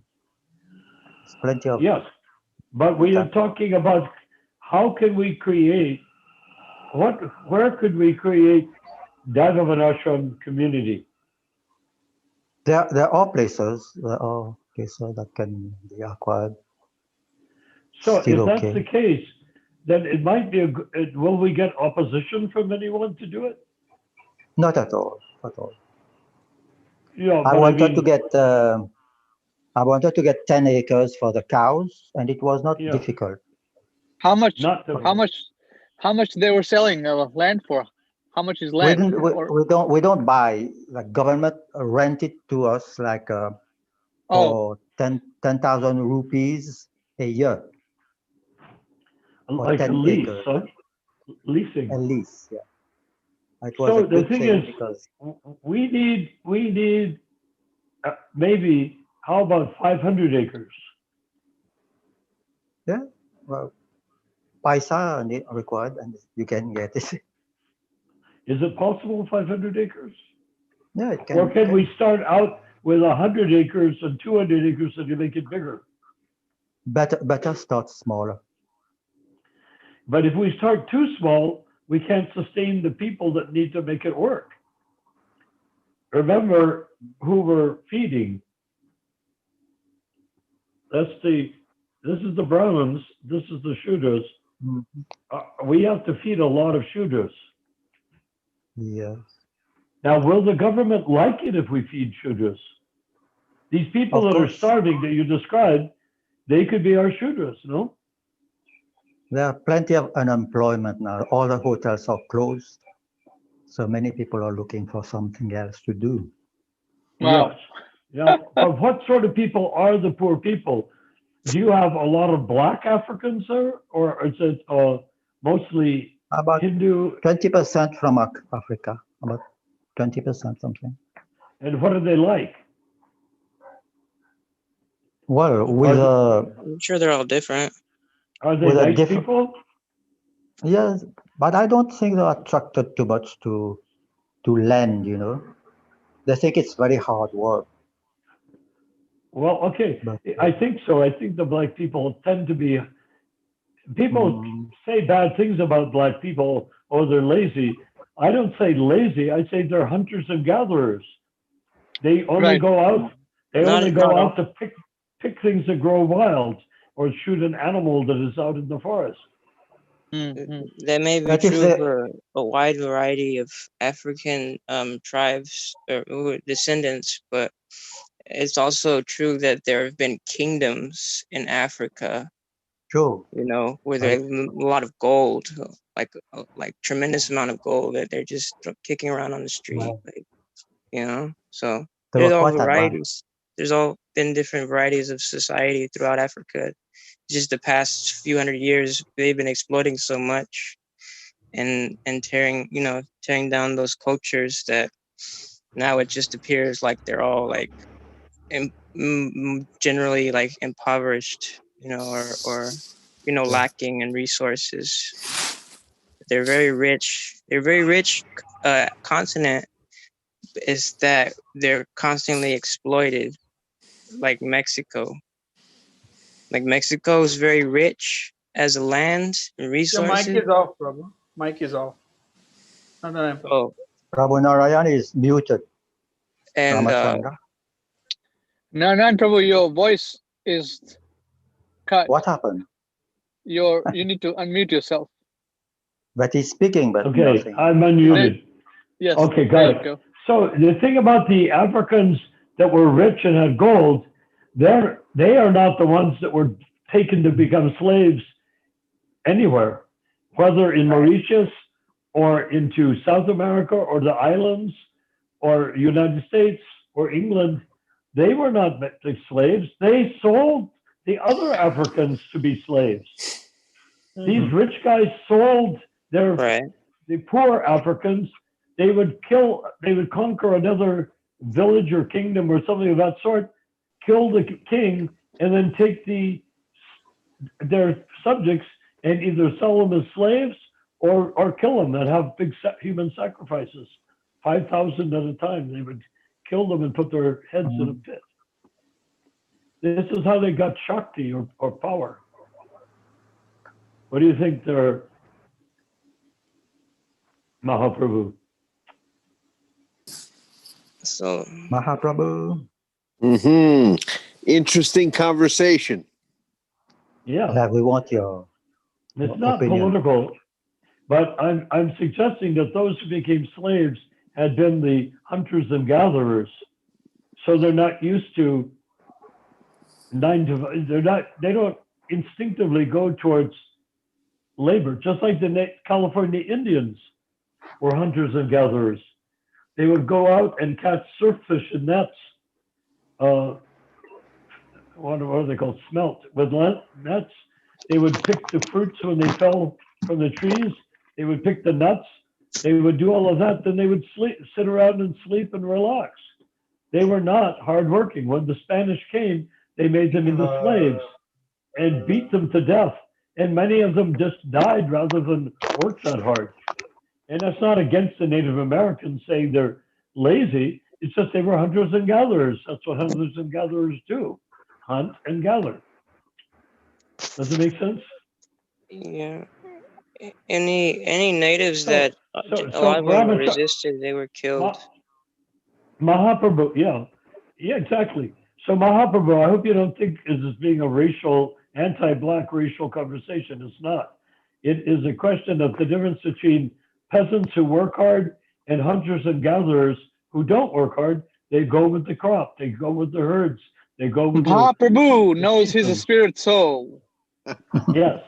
Okay. So now, yes, I understand all of that about it because I've actually had quite an opportunity to study books from 1600 on how the Africans sold each other or sold their lower class people as slaves to make money from the Westerners. And then the Muslims made a big empire out of buying slaves and then selling them. But those were hunters and gatherers that they sold. And that's why they never got really comfortable with hard labor. That's why we were talking with Chidananda, that he said the Africans are not that much into hard labor. So we should, who is into hard labor in Mauritius? The hard labor. It used to be the Indians who worked in the sugarcane fields. Some also from the African origin. But now with free education, they are quite intelligent. They want highly paid jobs. And So in who Africa, who will work on our Varnashram, the labor? Who will be the shooters? well, as I say, there are so much unemployment now. All the hotels are closed. Maybe they would be interested because agriculture is not really all hard work if we do it properly. It's not hard. That hard. Well, we're going to be using oxen, not tractors, for plowing. Yes. And so it'll be just an example. If you you want to have steady, avocado, steady, medium hard work. Go ahead. Yes. If you want to have avocado, like I did, and avocado is about $2 something, $2 each. So, but I love it. So I just bought one avocado and put it in the soil and wait. After 3 years, I've got plenty of avocados, and I planted 4 trees. So plenty. What hard work is that? It's not hard. But in the mind, it can be said it's hard. And exactly. It's not hard. But if a person doesn't like to work, they'd be more interested in coming at night and picking your avocados when you're not watching. Hunting and gathering, that's hunting and gathering means taking what's there without knowing that it belongs to somebody. I have a story from... Go on. Oh, there's a film, a movie called The Gods Must Be Crazy about a villager, hunter and gatherer villager, who goes and the bushman steals and kills somebody's goat, not realizing that the goat belongs to somebody. He just thinks it's a goat, and so he kills it. He's roasting it, and he smiles and says, "I'll share this with you. You can have as much as you like. I can't eat the whole goat." But the guy puts him in jail because he stole somebody else's property. Yeah, a story from the Congo. That's that's South Africa. That's a hunting and gathering instinct versus the agricultural impulse where this is my goat and belongs to me. Arbol? Yes. Ramachandra? So there's a nice example of yes, go ahead. One devotee is the son of Balabhaja and Hare Krishna Dasi, Astotara Das. He went to Congo where there was nothing to eat because they were fighting with each other. There was nothing to eat. And Astotara they made a film about it right? They made a movie. And they say, what about animals? They're going to steal our crops. They say we have no more animals. What about rats? Rats also have been eaten. So he started that 10-acre project to show them how to plant food. And it's now a big success. They have got all sorts of products. And Yes. and actually, they wanted, Asutara wanted to take the tools also to plow the land. The Africans said, no, it's not your job. They were considering him as a king, you know. And Yes. it's a big success, and it's on YouTube, it's on the web. It's called Working Villagers. Yes. .com. What? It's called what? Working Villagers. Working Villages, yes. And it's I think I saw one of the early versions of that some years ago, 10 years ago. So this is one example of African working to get self-sufficiency. They got 80 bulls 18 oxen to plow the land. It's one of the That's good amazing. examples. Yeah. But of course, what he could not do. That's our practical example. That's what he couldn't do. He didn't put Krishna or temple in the middle because of his sponsors. Yeah, because it's Africa. They're not into, they wouldn't understand it. But that shows that even without Krishna in the middle, if you have a Krishna conscious person in the middle, you can make it work. Mm. And he did. It's only material. He's a devotee. Project. Yeah. Not but later on, he can introduce Krishna because they admire him, you know. Yes, but I think, king. But now we're talking Mauritius, much easier, right? Because there's so many Hindus. Yeah, it can be tried. So would they like to worship Jagannath? Of course. The Prime Minister's name is Jagannath. Really? Pravin Jagannath. So we create Jagannath temple on how many acres we get, and then everything is brought to the temple. Everything comes from the temple. Like breathing, like Vishnu breathing. Out breathe the universes, in breathe the universes. Out breathe the universes. So all the product of the work goes into the temple, and then the temple will breathe out the things as needed to whoever needs the things. Does it make sense? And in terms of meals, cooking, the Brahmins can cook for everybody. If you have 5,000 people, no problem for cooking. What is the population? What is the total population of Mauritius, would you say? 1.4 million. That's a lot of people on a small piece of land. 1.4 million. It's plenty of space. Is it crowded? No. Plenty of space. Plenty of space. Empty space. Well, some empty, some with sugarcane, which is useless now. So imagine mostly everybody tries to live in the town, right? Yeah, the land is still owned by the white people. They're putting hotels on it. French, mainly French. And hotels are not working now, so problem. Okay, so if the government will give us a grant of land for X number of acres, not 10 acres, we need ideally maybe 100 or 500 acres if we could get, but maybe gradually. If the government is giving, we don't even need it all at once, but we want to be able to add to it adjacent land. Just like Mayapur started with a tiny piece of land, now it's very big, our Mayapur project. I see. Hare Krishna, it's Prabhu. Best to... Yes, what do you think, Prabhu? Yes, I just wanted to, it's an interesting point that you had brought up, Chidananda, that where you say it might not even require much effort to establish like these farms that are providing the food. Because recently I was watching, like I've been watching a couple different like speakers or like documentaries, or like somebody who is like Ayurvedic permaculture, learning how to arrange different species that they can benefit each other in a symbiotic relationship and increase the yield. So it's like what they're called as food forests. You can go anywhere throughout this land and just grab food up, like just growing everywhere as much as you need, and you can plant like well, that's good. Ayurvedic But if you herbs make and that's wonderful. Ayurvedic is wonderful. My life was saved with Ayurveda. I had Parkinson's disease, and I was saved within 3 years. I was cured.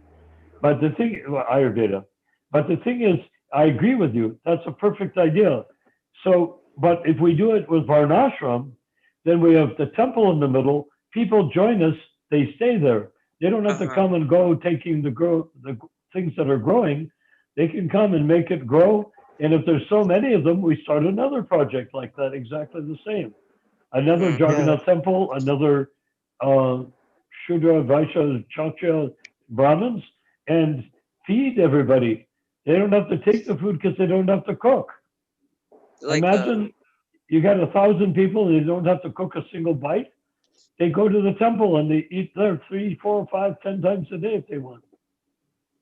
So this totally Brahmanical austere life and no other.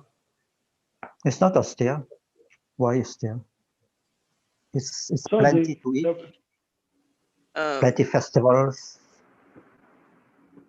It's not austere. You're talking about Ananda? It sounds almost as though that would be good. Now, remember. If my wife, Rupa Manjari, former wife, Rupa Manjari, wanted to start a community, do you think she could start it in Mauritius? Of course, of course. With money, you can start anything. Well, of course. We have to get the land from the government. How much would 100 acres cost to lease? You can get for 100,000 rupees a year, which is to rent the land. How much dollars that is? Divide by 40 something. 100,000. 100,000 rupees. 10,000. Divide that by like 100. $2,000. Yeah, it's like 1,032, 1,320, something like that. Yeah, amazing. Did you do that in your head? That's amazing. Kind of. I just been watching a lot of like people. I'm kind of like interested in learning more about Indian culture and how it's become what is contemporary Indian culture. And so when they describe, they say, "Hey, this is 100 rupees." They give that like in dollars, it'll show in parentheses what that many rupees means. So they say 100 rupees is $1.32. I just kind of put the zeros on that. Could I ask? No, that's Indian rupee. Do you have a career? Do you have a business or career or job that you work at yourself? Mostly just been living more of like what do you call it? A renounced sort of life. I would like to establish a business, but I'm coming out of like a cycle of fog that I was in last year, more at the beginning. But you're extremely psychically intelligent. You're very, very ultra intelligent. I was thinking maybe if we get this project going in Mauritius, you would like to go and be part of it. Most definitely. I was just thinking how and like where can I find, how can I go about locating a community that I could go and participate and strengthen if you agree to Varnashram Dharma, you would find yourself in a Vaishya or Brahmin or something like that category there. Mm-hmm. I do not see you as a Kshatriya, but you could be a philosophical Vaishya or a Brahmin. And you would have Right. so much I would to, as you're growing, you're developing, you'd have so much to contribute and learn. it's possible that I feel like I have the capacity to operate as a brahmana, but I also have the propensity to, if I need, like, to support myself, operating as a Vaishya. That's what Well, you're talking about Prabhupada said. business. You're talking about business, right? Yeah, like Okay, that. but remember, in Dharma and Ashram, no business. Right. The So on the Vaishyas take outside care world, of cows, desi yeah, cows. yeah. So a That's the question. ideal environment, but in the outside world, sometimes devotees have to, like, find a way in which they can support themselves. No. So they, Sure, so go ahead. That's no problem. that's But what we're Prabhupada talking said. because we haven't got the farm yet. We're talking about it after a few weeks. We're Right. talking about a farm in Mauritius. If we could Yes. create that, that it would be possible. Rupa Manjari, working with her boyfriend, who's an attorney, could probably raise quite a few $100,000 to do it. Mhm. Yeah, that's a wonderful idea. Wow. I'll mention it to her. There's so much that Vaishnavas can accomplish if they just put their hearts What together. did you say, Prabhu? What What? did you say? Can you say again? I didn't hear you. Who? Bhakta You're Ananda. saying no. You're saying something. I didn't hear I about don't know. Rupa Well, Manjari, your wife. okay. Ah, Narayan. He's gone. Carry on, Bhakta Ananda. Yes. Prabhu is gone.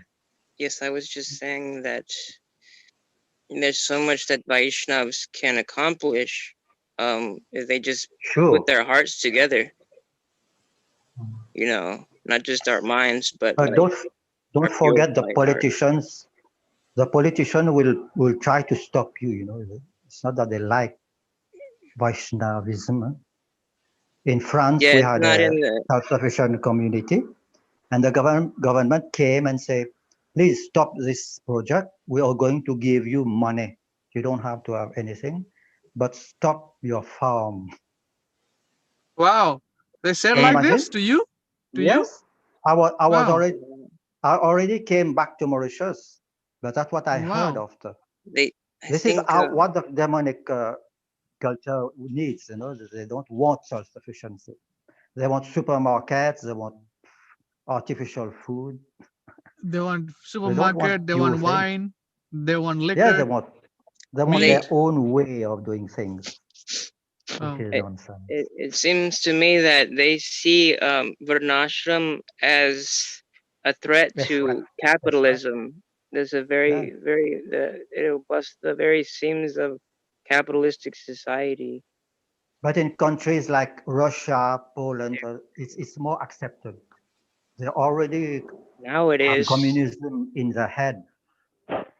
There more was so much accepted. persecution of devotees in the 70s and 80s before the fall of Soviet Union, but now in Russia it's now Very big success. due to all of that suffering, now it's very. And yes, and Israel also was created with communes. Yeah. Kibbutzim. Kibbutz. Yeah. Yeah, the kibbutz. Yeah. So, are you saying that if we tried to do this project in Mauritius, the government would pay us not to do it? They can sponsor it if you. Well, I thought you said they paid you not to farm. No, that's in France. Oh, in France. We had 200 acres with 200 cows, all organic, and they came to the leaders and say, "Please stop it. We're going to give you money for your maintenance, but stop this project." Amazing. Wow. because Okay, but they don't Mauritius, like it. no such problem in Mauritius. No, no, no. It's not the same. Because you see, what we want is an exemplary farm to start out with, and it sounds like it would probably be easier, except for the distance from the United States, it would be easier to start the Dharma Vanashram project in Mauritius than in many other places. Yes, Now, it does sound like that. Rupa Manjari was thinking to start in Hawaii, but and buying some land in Hawaii, but I don't think they could make it very successful in Hawaii, and it's very expensive living there. Yeah. I think Mauritius would be better, and if it's too expensive to fly by airplane, get a private jet. We can. So I think there's a great deal of success possible, and all the Hindus would also make it possible because it's the Indian culture. Yeah. So about Yeah. this Devi Varnashram, Prabhu, we're going to give everything to the Brahmanas, and the Brahmanas are going to distribute it to everything down the chain. So what are the things that they would be giving? So if you wanted a webcam to use in Krishna service, would they providing that? What kind of things? Will the Brahmins be giving? Uh, Well, basically everything. First of all, as much food as you can eat. That's you, your children, everything. And it's all the same food. It's cooked in the temple, prasadam. So the prasadam, opulent prasadam cooked in desi cow ghee, will be offered out, and the Shudras will eat, the Vaishyas will eat, the Kshatriyas will eat, the Brahmins will eat. All the same quality. All Paka quality. If you go to Jagannath Puri, even today, if you have good connections, you can get Jagannath Prasadam incredibly delicious. Not just good, incredibly delicious. And this is after Jagannath Puri was knocked to pieces by the British. because So when we're not living a simple life, we are having many electronics, gadgets. okay, so we're living that way. food, and the next thing is you grow the materials to make your own clothes. That you need more than 100 acres, obviously, for everything. We need cow pasture, and we need land for growing vegetables, and you need land to grow cotton and trees to make silk, and then you have the Shudras again are weaving the cloth, and that all the cloth is not sold, it goes to the temple. So if a man who is a Vaishya or a Shudra needs clothes, he goes to the temple and gets clothes or cloth to make clothes, whatever. But the point is that he will have no expenses at all. He puts his whole heart and soul into his dharma, into his work. Varnashram dharma, means duty to God. If he puts his whole duty into dharma, his whole life into dharma, he will get whatever he needs whenever he needs it. What about the things we are not producing?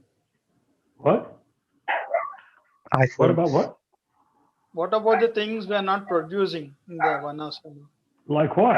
Like what? iPhones. Not Mobiles. iPhones, a computer system we're using. No computer. The webcam which we get on the Zoom call. We won't be necessary. Well, initially, you see, we are headed towards a very hard time globally.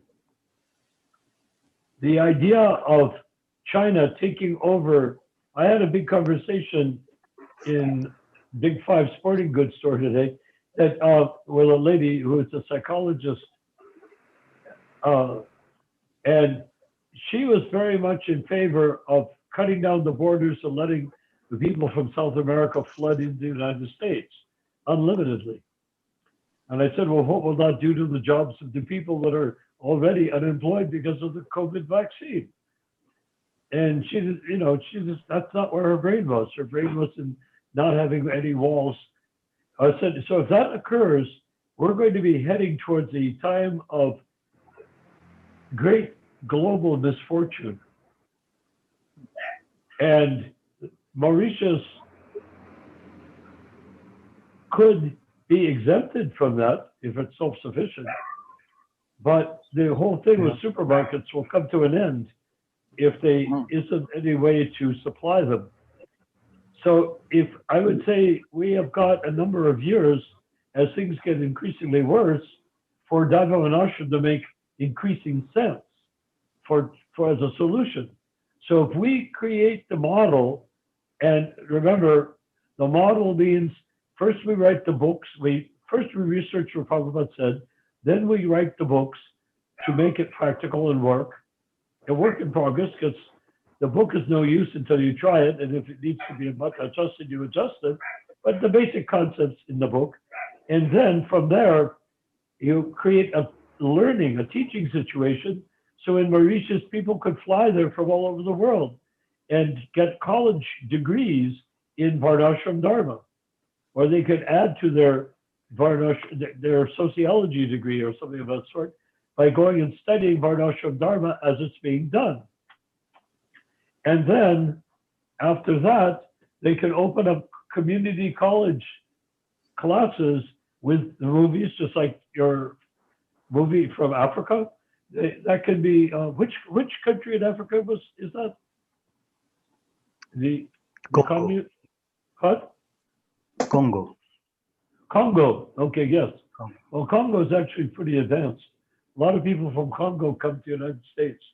I meet them all the time. They're security guards. And they do not like to be confused with the local population. Because the local population has all these issues of Black Lives Matter sort of issues. And the Congo guys are completely educated and competent to do what they're doing. And they don't like being confused with those who are feeling like victims up to 300 years, you know? So anyhow, the point being that university. Yeah, well, you know, this is the way it is. We have to deal with what there is, but we cannot try to take what is and say, let's sanctify what is if it isn't sacred. It has to be genuine, it has to be Krishna conscious, and then we can work with it. We can't work with people trying to say whatever bad background I have, that is now predominant for the country. That should not happen. People have to grow. But anyhow, you have to learn, have to grow and advance. Then equality means equal. You're equal by action, thought, and deed. So what's the bad part? So then what we have here is the potential of, in Mauritius, say, of having Daiva Ashram as a working colony so people could see it and come and visit it. Yeah. And pay to come and visit it, to study, to learn, and then start college courses at all the major universities. How to save the world in its momentous hour of need. This is what Prabhupada said, this Krishna consciousness movement will save the world in its momentous hour of need. So that's what we need to do. So if we can make that Daiva Ashram work in Mauritius or anywhere, but if you want to make it work in the United States, how can you do it? We asked Prabhupada that, and he said, oh, there's so much empty land. It's empty, but it's owned. You see? The emptiness doesn't affect the ownership. The owner can own it even though it's empty. So how do you change that? You change that, or it changes when the owner can no longer control the land, because his economics gives him no power to do it. So once the land is more or less abandoned, we go to the owner and said, sell it to me cheap or give it to me and I will create a colony and your unemployed drug addicted son can get a job there, clean up his act and become a Vaishya or a Shudra, depending on his background or intelligence. We can save the country, we can save the world with Daiva Ashram Dharma, because nobody will need to use money. No money. just goods, no money. Work by your work according to your date, work according to your capacity, your ability. Everyone works according to their ability and receives according to their need. And you don't have to have money to do that. All you need is good food to eat, good clothes to wear, good shoes for your feet, good sword if you're a Kshatriya, or whatever, to guard the community from marauders, which there will be plenty of. And We need to change the consciousness first for people to accept the simple lifestyle. Well, obviously, It take time. that's the price of admission. That's the thing. People are going to be taught at the government schools in the Varnashram. We start out with Varnashram with devotees, and then devotees making others into devotees. Like if you're going to have devotee Vaishyas, which you need, and for devotee Brahmins, which you have to have as well, you don't have to have devotee Kshatriyas necessarily, and you definitely don't need to have devotee Shudras. They learn to be devotees by acting, by serving, by working. They learn to be devotees. And when they learn to be devotees, they can take initiation. But the Brahmins have to be Dvija, and the Vaishyas have to be devotees. Otherwise, why will they want to work for free taking care of cows? Even though they get plenty to subsist on that from it. But it's not like the Vaishyas will milk the cows and then sell the milk. The Vaishyas will milk the cows and give the milk to the Brahmins, who will churn it into butter, yogurt, and everything like that. Dahi. They will make everything. And the Shudras will do the work, and the Brahmins will do the supervision. Meanwhile, the Shudras are doing the most wonderful thing, churning milk with a hand churn, not with a machine churn. Milking cows by hand, not with a machine that sucks the milk out of the cow. You see? So it becomes essentially a heaven on earth situation. A heaven on earth for Shudras, meaning that you don't have to be an angel to go to this heaven. You can be a working man and go to this heaven. So we can go to all the people that are providing unemployment insurance in this country, USA. Unemployment insurance means you have a job and you get laid off because of some problem with the economy. They will give you half your salary from the government. But what if the government doesn't want to do that anymore? We go to the government and say, give us land and give us a small amount of the money that you give, and we will create self-sufficiency. And therefore, you don't have to pay people to be idle in their homes watching the widescreen TV. What you need to do is give us the money and we'll create self-sufficiency, and there'll be plenty of food for everybody. What's the problem? But the government has to be in distress before they'll do it. What?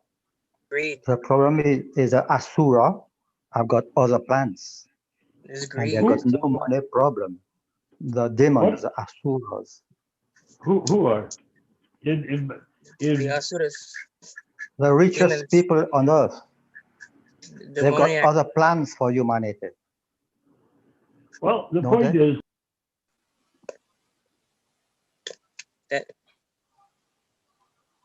That You're muted. you have muted Narayan. they're going to try to reduce the world population anyhow. Yeah. They want to have rich and servants. Robots. Robots, yeah, literally too. So we can create our own communities.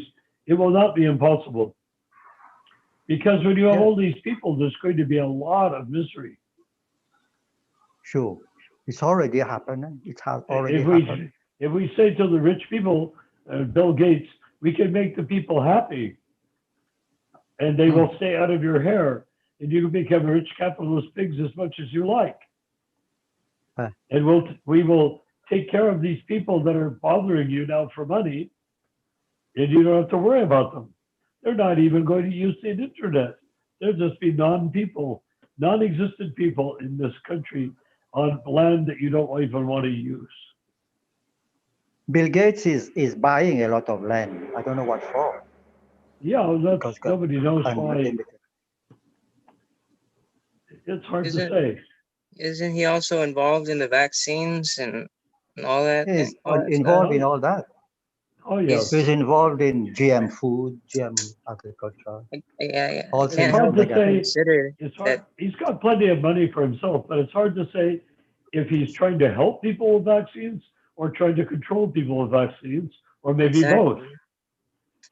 I Well, can't help if but the think sorry. that they had planned all of this pandemic, like it was purposely created, you know, that thought had Well, come to okay. Now you're talking just like the daily news on the internet. If you go on the internet and look at the news, I have it. I look at it, and that's everything that they're saying. Exactly what you're saying. So, to me, that's an invitation for World Sankirtan, and it's an invitation for Daiva Varnashram. Yeah. Instead of being puppets with widescreen TVs, we can walk out of the room with the widescreen TV, go to the farm and make a house out of adobe mud, out of clay, just raw clay. If you take raw clay and mix it with petroleum, thick petroleum, it becomes waterproof. So even when it rains, it won't erode the clay of a house. Oh, great. It's adobe, Never heard but that. it's reinforced through adobe. I have a lot of experience with adobe. Couldn't there be an alternative to put that petroleum product to seal the clay? Probably. There'll be petroleum products around even when we're there. Right. But, I don't. but we don't even need it, because to do it, all you need to do is take the adobe and then just take plaster and plaster over the stucco. Like ceramic? Not ceramic so much as like concrete, like cement. Like that, right? The idea of like you how can they make line. you can make your own cement if you have the right ingredients, lime, or you can make stuff with lime and other ingredients. I don't know how to do it, but I certainly know it can be done, and I've worked with these materials my whole life. So if you take these materials, you can use them to put on the outside of an adobe. It can rain and rain and rain, and it'll never damage the adobe. Yeah. Right. All this knowledge is lost. Yeah. So you don't have to have petroleum, but if there's petroleum, you can use it if it's around, you know. So can you give me an idea how we are going to spend the whole day in Devi Varnashram? I'm sorry? Again? Can you give me an idea how one would be spending the day in Devi Varnashram, one's life? Oh, well, if you're a Brahmin, you'd be busy cooking and doing pujari work for Lord Jagannath, and you would be also overseeing the Shudras in charge of the warehouses full of goods to be distributed. And if you're a Kshatriya, you would be guarding the borders and practicing martial arts to be a formidable enemy of anyone trying to come in and kill the cows and rape the ladies. And if you're a Vaishya, you'll be very, very busy working with the cows and with the land. And the main thing a Vaishya should do is be a agronomist. He has to be the one who plans how to increase the breed of cows, increase the quality of the selective breeding to create better desi cows, and selective breeding to make better wheat, selective breeding. And this, I don't mean like the way they do now with this GMO artificial crops. That is done for a specific purpose. We would not do it for that purpose, but our crossbreeding would be to just make better tasting wheat, better tasting corn, better tasting vegetables and stuff like that. Right, and also to implement heirloom plants wherever appropriate. Of course. Of course, the idea would be to live as close as possible to nature. We have both. We have hybridized for functionality, and then heirloom to have like all of the original Yes, nutrition value and but flavors. you can take the originals and hybridize them to make them more powerfully what they are. Like Like if you have hybrid. a small medicinal plant, you can breed it to become a bigger, same plant, but same breed, same nature, same wild nature, but it becomes a stronger medicinal plant. We can keep both for their properties, for their unique individual properties. The hybrids and the heirloom. Exactly. And then we have no difficulty to do that. And then we keep like a bank of seeds, so many different species that we have available to grow. That's required. Yeah. But if there is a true apocalypse of some sort, we need a seed bank for sure.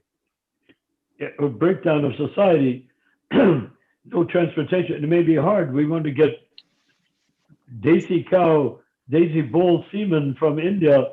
May be very hard to do it. You have to put it in a basket on your head and swim across the ocean.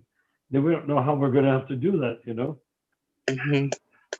But that's why we should try to do as much as we can while we still have the resources to do it with, like airplanes and boats. If we can, that's our project. Our purpose is to be visionaries. Right. You said the League for 10,000 years. If we are the League for 10,000 years, we're not living 10,000 years from now. We're living now. That means we're visionaries. We're envisioning what it will be like in 10,000 years, and we'll work to create that as a possible outcome, to make a certain outcome out of it. You see, so as the League for 10,000 years also includes the daisy cows. We will breed them and make them into super cows for 10,000 years. After that, it'll all be finished.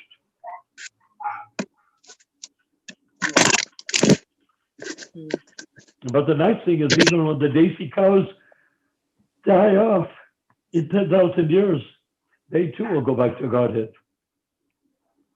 Ramachandra? Because they will have been saturated with Sankirtan. Yes, it's near midnight. Prabhu. It's near midnight at your place, sir? Are we ready? Are we complete? It's up to the devotees. If they want to discuss more, I'm here. Okay. Anybody wants anything? We've done a lot. Somebody trying to connect. See, who else is here? Yeah.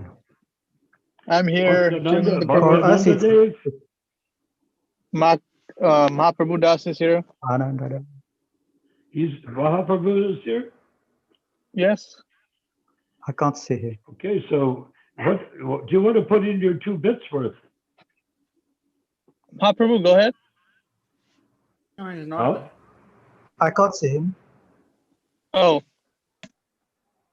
He's not here. I'm seeing him. Anyways. Hare Krishna. Well, yes, Bhanu, I want to honor you, Bhanu, because tonight you have expressed so many first-class ideas and asked so many first-class questions for which you were ready to hear a first-class answer. So I'm very, very glad that you were participating as you were. Chidananda Prabhu, you, as always, have opened the doors to broader and broader vistas. You worked with a very wonderful person, Bhagavan, and his associates who are also wonderful people. So that skills and that mood of cooperation that you all developed there can be brought right into the future for the 10,000 years. Yes, the League for 10,000 years. League for 10,000 years, yes. So I think I've tasted the food. I've tasted real food. Real organic vegetable. It's not the same. Yes. It's full of flavor. And pure ghee is wonderful. We don't have it. It's mostly It fake ghee doesn't on the exist. market. Because in India, the desi cows are they exist, but they've sort of shriveled up. They're no longer, like when Krishna book, it describes how the cows are irrigating the land with milk. Well, the desi cows in India are not favored because they don't produce as much milk as the Western cows. So we need to bring up the desi cows so that they are producing a goodly amount of milk. And that will be pure desi milk, not by mixing with the genetic structure of Western cows. So we'll have to test any cow we get. You can get We're going to have to do genetic tests on every cow we get our hands on to make sure that the breed is pure and that the pure breed can advance. In other words, you can hybridize the desi cows to make, not hybridize, but to maximize by selective breeding, make the desi cows better and better and better as time goes on. And that will enrich the entire world with real wealth. Real wealth is ghee. Real wealth is milk. Real wealth is not money. Even gold is not real wealth. Gold is simply an ornament. This But- Kali in gold. in Kali resides in gold. Come on, Banu. Yes, yes. Well, gold takes the place of real things like ghee. I mean, if you were starving, would you rather have ghee or would you rather have gold? Assuming that you Fortunately, get in a India, there's, my mother used in to India, tell us, there's still good products. yes. Sorry. So my mother told the story to me when I was just a little story, that there's this man, his camel died, and he's crawling across the Sahara Desert on hands and knees because he's so fatigued, and there's very little water. He can barely alive, and he's starving. There's nothing to eat. There's just sand.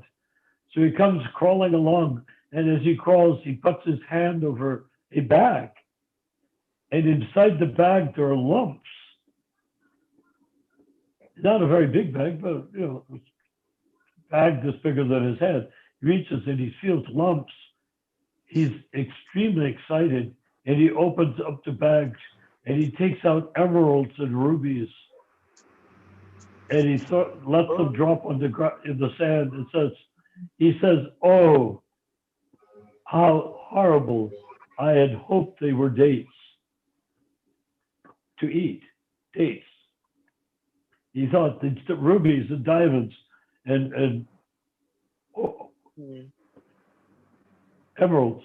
I wish I'd hoped they were dates, because when he's dying, he doesn't need wealth; he needs food. Right.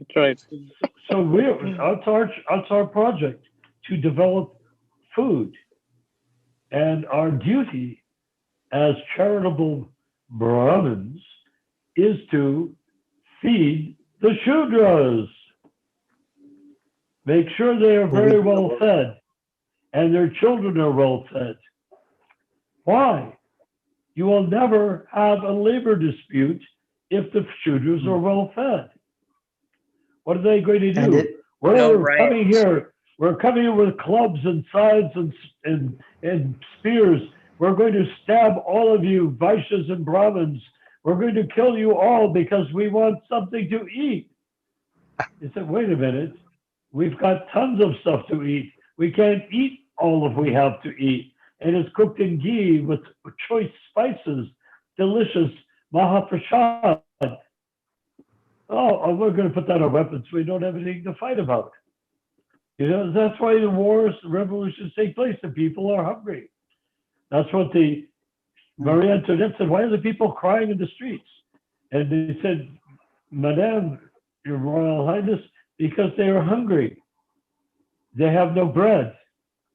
And she says, I said, my mother always thought it was an innocent statement, not a malicious joke. But she said, they have no bread. Well, have they no cake? because she's rich. If you have no bread, Let, you can eat let cake. them eat cake like that. Well, let them eat cake is the way they people turn it into a dirty thing to say. But my mother liked to think that Marie Antoinette was simply naive and thought, if they have no bread, well, why don't they eat their cake? I Maybe see. they're not going to starve with cake, even if they want bread. That she didn't realize they were just starving to death. Right. Yeah. And so they, Fourth Estate was the ones that were screaming their heads off.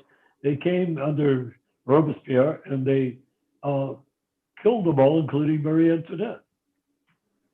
Haribol, one question. Yes, go ahead. I read about in America right now, they are throwing away millions of gallons of milk in the, they In can't America? sell it in America, and vegetables, fruits, they're just wasting it. Yeah, No market It's for it. to keep the price high. because No, there's no market. There's no market for it. more Hotels more closed and everything. And the government pays them to do it. And why don't they change the milk into cheese or ghee?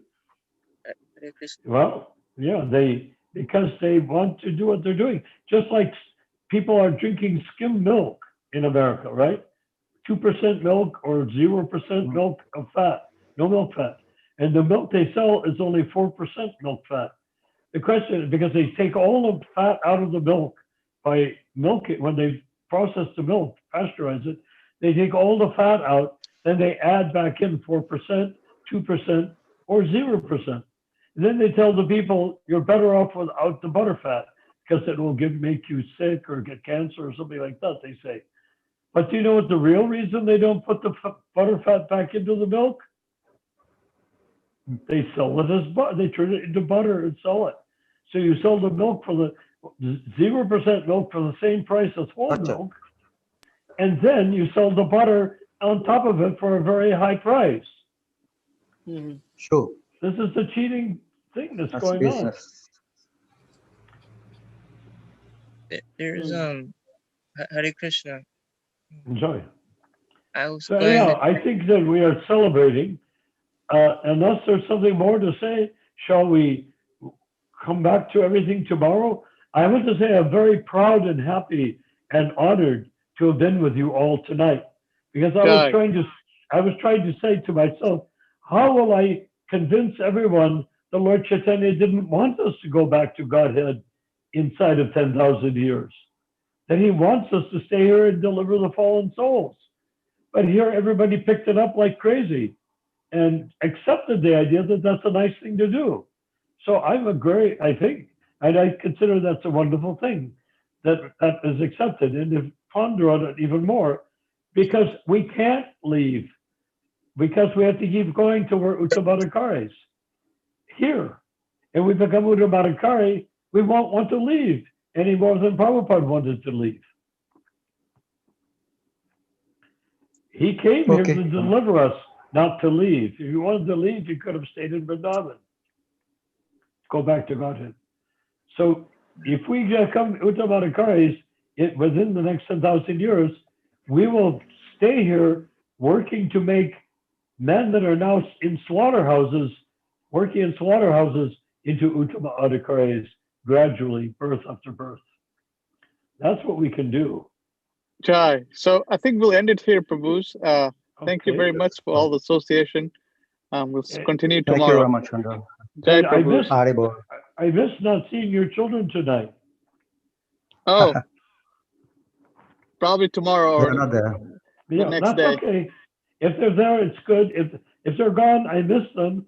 But if they're here, they also, well, no, they're great. So that's all I can say. They're great. Hare Krishna. Jai All glories to Prabhus. Srila Prabhupada. All Glories glories to to assembled Prabhupada. devotees. Jai glories. Krishna Prabhupada. Manu, Chidananda Prabhu, are you ready to lead Haribol. the world? Are you ready to lead the world for the next 10,000 years? Lead the world. Because Prabhupada said there will be millions of devotees, but it has to start somewhere. And frankly, because we're the only people in the world talking about it, we are leading the next 10,000 years, right now, here. It's us that are doing it. It's not Evaluating when the nobody evaluating nobody else is doing it. They're just getting people ready to join us. The Kanista initiators are getting all these people into the temples so that they can join us in the 10,000, the League of for 10,000 years. That's what they're going to do, because they are either are or will become sick and tired of being not lied to, but just given insufficient guidance by their Kanista initiators. You know, I avoid saying ISKCON Guru. I say Kanista initiators. We're gonna say your insurance policy, the company is we just keep on going. What? Then your insurance policy, which you have taken from the Kanisha initiators, they're going to go bankrupt. They've gone bankrupt. So don't rely on them. Well, we won't rely on them, but in the end, they will probably join us. Right. And because of having been initiators, they will stand at the door, and when people come into the temple, wash their feet and put their heads on their feet that they just washed as penance. Okay, Prabhus, I think that's it. Good night. Hare Krishna.